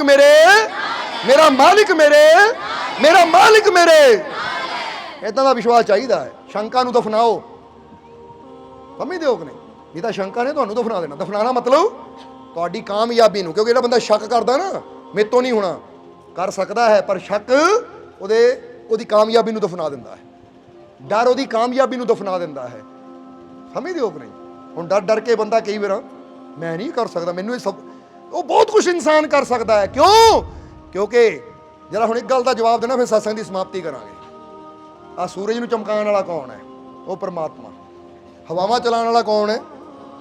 ਧਰਤੀ ਨੂੰ ਸੰਭਾਲਣ ਵਾਲਾ ਕੌਣ ਹੈ? ਧਰਤੀ ਦੇ ਅੰਦਰੋਂ ਪੇੜ ਪੌਦੇ, ਅੰਨ ਜਲ ਪੈਦਾ ਕਰਨ ਵਾਲਾ ਕੌਣ ਹੈ? ਫੁੱਲਾਂ ਅੰਦਰ ਖੁਸ਼ਬੂ ਪੈਦਾ ਕਰਨ ਵਾਲਾ ਕੌਣ ਹੈ? ਫਲਾਂ ਅੰਦਰ ਰਸ ਪੈਦਾ ਕਰਨ ਵਾਲਾ ਕੌਣ ਹੈ? ਯਾਨੀ ਬਹੁਤ ਚੀਜ਼ਾਂ ਇੱਦਾਂ ਦੀਆਂ ਆ, ਮੈਂ ਇਹਦਾ ਕੁਛ ਚੀਜ਼ਾਂ ਕਿਹਾ। ਹੁਣ ਇਹ ਸਭ ਕੁਛ ਕਰਨ ਵਾਲਾ ਕੌਣ ਹੈ? ਹੁਣ ਹੋ ਸਭ ਕੁਛ ਰਿਹਾ ਕਰਨ ਵਾਲਾ, ਇਹਦਾ ਮਤਲਬ ਹੈ ਉਹ ਇੱਕ 'ਚ ਇੰਨੀ ਸਮਰੱਥਾ ਹੈ, ਉਹ ਸਭ ਕੁਝ ਕਰ ਸਕਦਾ ਹੈ। ਤਾਂ ਫਿਰ ਤੁਸੀਂ ਕਿੱਦਾਂ ਕਹਿੰਦੇ ਹੋ ਮੈਂ ਆ ਨਹੀਂ ਕਰ ਸਕਦਾ, ਮੈਂ ਉਹ ਨਹੀਂ ਕਰ ਸਕਦਾ? ਉਹ ਇੱਕ ਤੁਹਾਡੇ ਅੰਦਰ ਬੈਠਾ ਹੈ। ਅਗਰ ਤੁਸੀਂ ਵਿਸ਼ਵਾਸ ਕਰ ਲਵੋ ਤਾਂ ਤੁਸੀਂ ਵੀ ਹਰ ਚੀਜ਼ 'ਚ ਕਾਮਯਾਬ ਹੋ ਸਕਦੇ ਹੋ। ਗੱਲ ਤਾਂ ਵਿਸ਼ਵਾਸ ਦੀ ਹੈ, ਗੱਲ ਤਾਂ ਯਕੀਨ ਦੀ ਹੈ, ਕਿਉਂਕਿ ਉਹੀ ਤਾਕਤ ਜੋ ਸਾਰੇ ਬ੍ਰਹਿਮੰਡ ਨੂੰ ਚਲਾ ਰਹੀ ਹੈ, ਉਹੀ ਤਾਕਤ ਤੁਹਾਡੇ ਅੰਦਰ, ਜੋ ਬ੍ਰਹਿਮੰਡੇ ਸੋਈ ਪਿੰਡੇ ਜੋ ਖੋਜੇ। ਪਰ ਕੀ ਹੈ, ਇਹੀ ਵਿਸ਼ਵਾਸ ਹੀ ਨਹੀਂ ਕਰ ਪਾਉਂਦੇ, ਯਕੀਨ ਹੀ ਨਹੀਂ ਕਰ ਪਾਉਂਦੇ। ਸਮਝਦੇ ਹੋ ਕਿ ਨਹੀਂ? ਇੱਕ ਬੰਦਾ ਅਗਰ ਆਪਣੇ ਮਾਲਿਕ ਦੀ ਰਹਿਮਤ ਤੇ ਵਿਸ਼ਵਾਸ ਕਰ ਲਵੇ ਔਰ ਇਹ ਵਿਸ਼ਵਾਸ ਕਰੇ ਕਿ ਜਿਸਨੇ ਮੈਨੂੰ ਪੈਦਾ ਕੀਤਾ ਉਹ ਹਰ ਚੀਜ਼ ਨੂੰ ਸੰਭਾਲ ਸਕਦਾ ਹੈ, ਤਾਂ ਕੋਈ ਚੀਜ਼ ਸੰਭਾਲਣੀ ਮੇਰੇ ਵਾਸਤੇ ਔਖੀ ਨਹੀਂ। ਅਗਰ ਮੈਂ ਵਿਸ਼ਵਾਸ ਰੱਖਾਂ ਤਾਂ ਮੈਂ ਵੀ ਹਰ ਚੀਜ਼ ਨੂੰ ਸੰਭਾਲ, ਹਰ ਸਮੱਸਿਆ ਦਾ ਹੱਲ ਕਰ। ਔਰ ਜਿੱਦਾਂ ਦੱਸਿਆ ਹੈ ਵਿਸ਼ਵਾਸ ਉੱਤੇ ਕਿ ਮੈਨੂੰ ਹਰ ਸਮੱਸਿਆ ਦਾ ਹੱਲ ਕਰਨ ਦੀ ਤਾਕਤ ਦੇਣ ਵਾਲਾ ਮੇਰਾ ਮਾਲਿਕ ਮੈਨੂੰ ਕਾਮਯਾਬੀ ਦੇਣ ਵਾਲਾ ਮੇਰਾ ਮਾਲਿਕ ਮੇਰੇ ਹਰ ਦੁੱਖ ਨੂੰ ਦੂਰ ਕਰਨ ਵਾਲਾ ਮੇਰਾ ਮਾਲਿਕ ਮੈਨੂੰ ਖੁਸ਼ੀਆਂ ਦੇਣ ਵਾਲਾ ਮੇਰਾ ਮਾਲਿਕ ਮੇਰੇ, ਮੇਰਾ ਮਾਲਿਕ ਮੇਰੇ, ਮੇਰਾ ਮਾਲਿਕ ਮੇਰੇ। ਆਓ ਫਿਰ ਹੁਣ ਆਖਰਲੇ ਵਚਨਾਂ 'ਚ ਕਹਿ ਦਈਏ, ਮੈਨੂੰ ਆਪਣੇ ਮਾਲਿਕ ਤੇ ਪੂਰਾ, ਮੈਨੂੰ ਆਪਣੇ ਮਾਲਿਕ ਤੇ ਪੂਰਾ, ਮੈਨੂੰ ਆਪਣੇ ਮਾਲਿਕ ਤੇ ਪੂਰਾ। ਹੁਣ ਇਹ ਵੀ ਨਾਲ ਕਹਿ ਦੇਣਾ, ਮੈਨੂੰ ਆਪਣੇ ਆਪ ਤੇ ਵੀ ਪੂਰਾ, ਮੈਨੂੰ ਆਪਣੇ ਆਪ ਤੇ ਪੂਰਾ, ਮੈਨੂੰ ਆਪਣੇ ਆਪ ਤੇ ਪੂਰਾ। ਮੇਰੀਆਂ ਝੋਲੀਆਂ ਖੁਸ਼ੀਆਂ ਨਾਲ, ਮੇਰੀਆਂ ਝੋਲੀਆਂ ਖੁਸ਼ੀਆਂ ਨਾਲ, ਮੇਰੀਆਂ ਝੋਲੀਆਂ ਖੁਸ਼ੀਆਂ ਨਾਲ। ਮੇਰੇ ਸਾਰੇ ਦੁੱਖ ਦੂਰ, ਮੇਰੇ ਸਾਰੇ ਦੁੱਖ ਦੂਰ, ਮੇਰੇ ਸਾਰੇ ਦੁੱਖ ਦੂਰ। ਮੇਰਾ ਮਾਲਿਕ ਮੇਰੇ, मेरा मालिक मेरे, मेरा मालिक मेरे। मैं बहुत, मैं बहुत, मैं बहुत। खुशी आ गई, आ गई, आ गई, आ गई। रहमत आ गई, आ गई, आ गई, आ गई। मेरे सारे दुख दूर हो गए, हो गए, हो गए, हो गए, हो गए। मेरा मालिक मेरे, मेरा मालिक मेरे, मेरा मालिक मेरे, मेरा मालिक मेरे। रहमत आ गई, आ गई, आ गई, आ गई। भाई विश्वास रखो, रहमत ही आनी है, खुशियां ही आनी ਤੁਹਾਡੇ ਵੱਲ। तो हुण इन्हां वचनां नाल ही ਅਸੀਂ ਅੱਜ ਦੇ ਸਤਸੰਗ ਦੀ ਸਮਾਪਤੀ ਕਰਾਂਗੇ। ਆਉਣ ਵਾਲਾ ਹਰ ਪਲ ਤੁਹਾਡੇ ਵਾਸਤੇ ਖੁਸ਼ੀਆਂ, ਰਹਿਮਤਾਂ, ਬਰਕਤਾਂ, ਕਾਮਯਾਬੀ, ਸਫਲਤਾ ਭਰਿਆ ਹੋਵੇ। ਔਰ ਮਾਲਕ ਤੁਹਾਨੂੰ ਸਮਝ ਦੇਣ ਕਿ ਤੁਸੀਂ ਵੀ ਆਪਣੀ ਸਮਝ ਦੀ ਛੜੀ ਨਾਲ ਮੁਕਤੀ ਦੀ ਚਾਬੀ ਨੂੰ ਹਾਸਲ ਕਰਨ ਦੀ ਕੋਸ਼ਿਸ਼ ਕਰੋ, ਕਿਉਂਕਿ ਜਿਹਨੂੰ ਮੁਕਤੀ ਮਿਲ ਗਈ ਉਹਨੂੰ ਸਭ ਕੁਝ ਮਿਲ ਗਿਆ। और ये मुक्ति की युक्ति कित्थे मिलनी है? फकीरों के पास बैठकर मुक्त होने की युक्ति मैंने पाई है। ये मुक्ति की युक्ति उन्होंने मिलती है जो फकीरां नाल जुड़ जाते हैं, फकीरां की सोहबत विच बहिंदे है। इसलिए सलाह करनी है तो यह करिया करो, सत्संग जाना है। खाण पीण ਦੀਆਂ ਸਲਾਹਾਂ ਬਹੁਤ ਕਰ ਲਈਆਂ, मूवी जाण ਦੀਆਂ ਸਲਾਹਾਂ ਬਹੁਤ ਕਰ ਲਈਆਂ, ਦੁਨੀਆ ਦੇਖਣ ਦੀਆਂ ਸਲਾਹਾਂ ਬਹੁਤ ਕਰ ਲਈਆਂ। ਹੁਣ ਇਹ ਸਲਾਹ ਕਰਿਆ ਕਰੋ, ਪਲੈਨਿੰਗ ਕਰੀਏ ਸਾਰਾ ਪਰਿਵਾਰ ਇਕੱਠੇ ਹੋ ਕੇ ਮਾਲਕਾਂ ਦੇ ਕਿੱਥੇ ਜਾਣਾ ਹੈ? ਸਤਸੰਗ 'ਚ ਜਾਈਏ।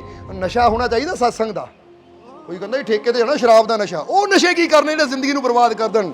ਨਸ਼ਾ ਤਾਂ ਹੋਵੇ ਮੈਨੂੰ ਸਤਸੰਗ ਦਾ ਨਸ਼ਾ, ਕਿ ਮੈਂ ਸਤਸੰਗ ਸੁਣੇ ਤੋਂ ਬਿਨਾ ਰਹਿ ਹੀ ਨਹੀਂ ਸਕਦਾ। ਚੈਨ ਹੀ ਨਹੀਂ ਆਉਂਦੀ ਮੈਨੂੰ, ਜਦ ਤੱਕ ਸਤਸੰਗ ਨਾ ਸੁਣ ਲਵਾਂ ਮੈਨੂੰ ਚੈਨ ਨਹੀਂ ਆਉਂਦੀ, ਬੇਚੈਨੀ ਰਹਿੰਦੀ ਹੈ।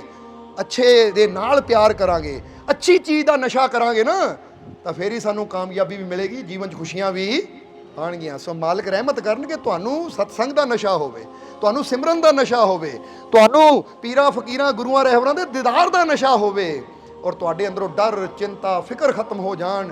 ਔਰ ਆਉਣ ਵਾਲਾ ਹਰ ਪਲ ਤੁਹਾਡੇ ਵਾਸਤੇ ਖੁਸ਼ੀਆਂ, ਰਹਿਮਤਾਂ, ਬਰਕਤਾਂ ਭਰਿਆ ਹੋਵੇ। ਮਾਲਕ ਤੁਹਾਨੂੰ ਤੰਦਰੁਸਤੀ ਦੇਣ, ਲੰਬੀਆਂ ਉਮਰਾਂ ਕਰਨ, ਔਰ ਹਰ ਪਰੇਸ਼ਾਨੀ ਤੋਂ ਬਚਾ ਕੇ ਰੱਖਣ। ਔਰ ਜਿੰਨੇ ਵੀ ਜੀਵ ਉਸ ਮਾਲਕ ਦੇ ਦਰਬਾਰ 'ਚ ਪਹੁੰਚੇ ਆ, ਤੁਹਾਡੀ ਸਭ ਦੀ ਹਾਜ਼ਰੀ ਮਾਲਕ ਕਬੂਲ ਕਰਨ। ਔਰ ਕਈਆਂ ਜੀਵਾਂ ਨੇ ਨਿਆਜ਼ ਵੀ ਦਿੱਤੀ ਹੈ। ਔਰ ਜਿਹੜੇ ਜੀਵ ਨਿਆਜ਼ ਲੈ ਕੇ ਆਏ ਆ, ਜੇ ਕਿਸੇ ਦੁੱਖ ਤਕਲੀਫ ਦੀ ਨਿਆਜ਼ ਹੈ ਤਾਂ ਜਿਸ ਭਾਵਨਾ ਨੂੰ ਜੀਵ ਨੇ ਨਿਆਜ਼ ਦਿੱਤੀ ਹੈ, ਮਾਲਕ ਉਹਦੀ ਉਹ ਭਾਵਨਾ ਨੂੰ ਪੂਰਾ ਕਰਨ, ਉਹਦੀ ਉਹ ਤਕਲੀਫ ਨੂੰ ਦੂਰ ਕਰਨ, ਉਹਦੀ ਨਿਆਜ਼ ਨੂੰ ਕਬੂਲ ਕਰਨ। ਤਾਂ ਜਿਹੜੇ ਜੀਵਨ ਨੇ ਖੁਸ਼ੀ ਨਾਲ ਨਿਆਜ਼ ਦਿੱਤੀ ਹੈ, ਮਾਲਕ ਉਹਨਾਂ ਦੀ ਝੋਲੀ 'ਚ ਇੰਨੀਆਂ ਖੁਸ਼ੀਆਂ ਪਾ ਦੇਣ ਕਿ ਕਦੀ ਉਹਨਾਂ ਨੂੰ ਫਰਿਆਦਾਂ ਕਰਨ ਦੀ ਲੋੜ ਹੀ ਨਾ ਪਵੇ। ਮਾਲਕ ਉਹਨਾਂ ਦੀ ਖੁਸ਼ੀ ਦੀ ਨਿਆਜ਼ ਨੂੰ ਕਬੂਲ ਕਰਕੇ ਖੁਸ਼ੀਆਂ ਦੇਣ। ਔਰ ਜਿਹੜੇ ਜੀਵਾਂ ਨੇ ਵੈਸੇ ਸੇਵਾ 'ਚ ਯੋਗਦਾਨ ਦਿੱਤਾ ਹੈ, ਮਾਲਕ ਉਹਨਾਂ ਦੀਆਂ ਕਮਾਈਆਂ 'ਚ ਬਰਕਤਾਂ ਪਾਉਣ ਕੇ ਇੱਦਾਂ ਹੀ ਮਾਲਕ ਦੇ ਘਰ ਦੀ ਦਰਬਾਰ ਦੀ ਉਹ ਸੇਵਾ ਕਰਦੇ ਰਹਿਣ। ਮਾਲਕ ਉਹਨਾਂ ਨੂੰ ਬਹੁਤਾ ਦੇਣ, ਕਿਉਂਕਿ ਜਿਹੜਾ ਧਨ ਸੇਵਾ 'ਚ ਲੱਗਦਾ ਹੈ ਉਹ ਫਿਰ ਕਈ ਹਜ਼ਾਰ ਗੁਣਾ ਹੋ ਕੇ ਬਰਕਤਾਂ, ਖੁਸ਼ੀਆਂ ਲੈ ਕੇ ਆਉਂਦਾ ਹੈ। ਸੋ ਮਾਲਕ ਖੁਸ਼ੀਆਂ, ਰਹਿਮਤਾਂ ਨਾਲ ਤੁਹਾਨੂੰ ਭਰਪੂਰ ਕਰਨ। ਔਰ ਮਾਲਕ ਦੀ ਰਹਿਮਤ ਦਾ ਸਦਾ ਹੀ ਆਨੰਦ ਤੁਸੀਂ ਲੈਂਦੇ ਰਹੋ। ਇਹੀ ਸਾਡੀ ਉਸ ਮਾਲਕ ਦੇ ਚਰਨਾਂ 'ਚ ਅਰਦਾਸ ਬੇਨਤੀ ਹੈ। ਔਰ ਹੁਣ ਅੰਤ ਵਿੱਚ ਤੁਹਾਡੇ ਸਭ ਦੇ ਅੰਦਰ ਵਸਦੇ ਉਸ ਮਾਲਕ ਨੂੰ ਅਸੀਂ ਪ੍ਰਣਾਮ ਕਰਦੇ ਹਾਂ। ਸਾਡਾ ਪ੍ਰਣਾਮ ਸਵੀਕਾਰ ਕਰੋ। ਜੈ ਮਾਲਕਾਂ ਦੀ।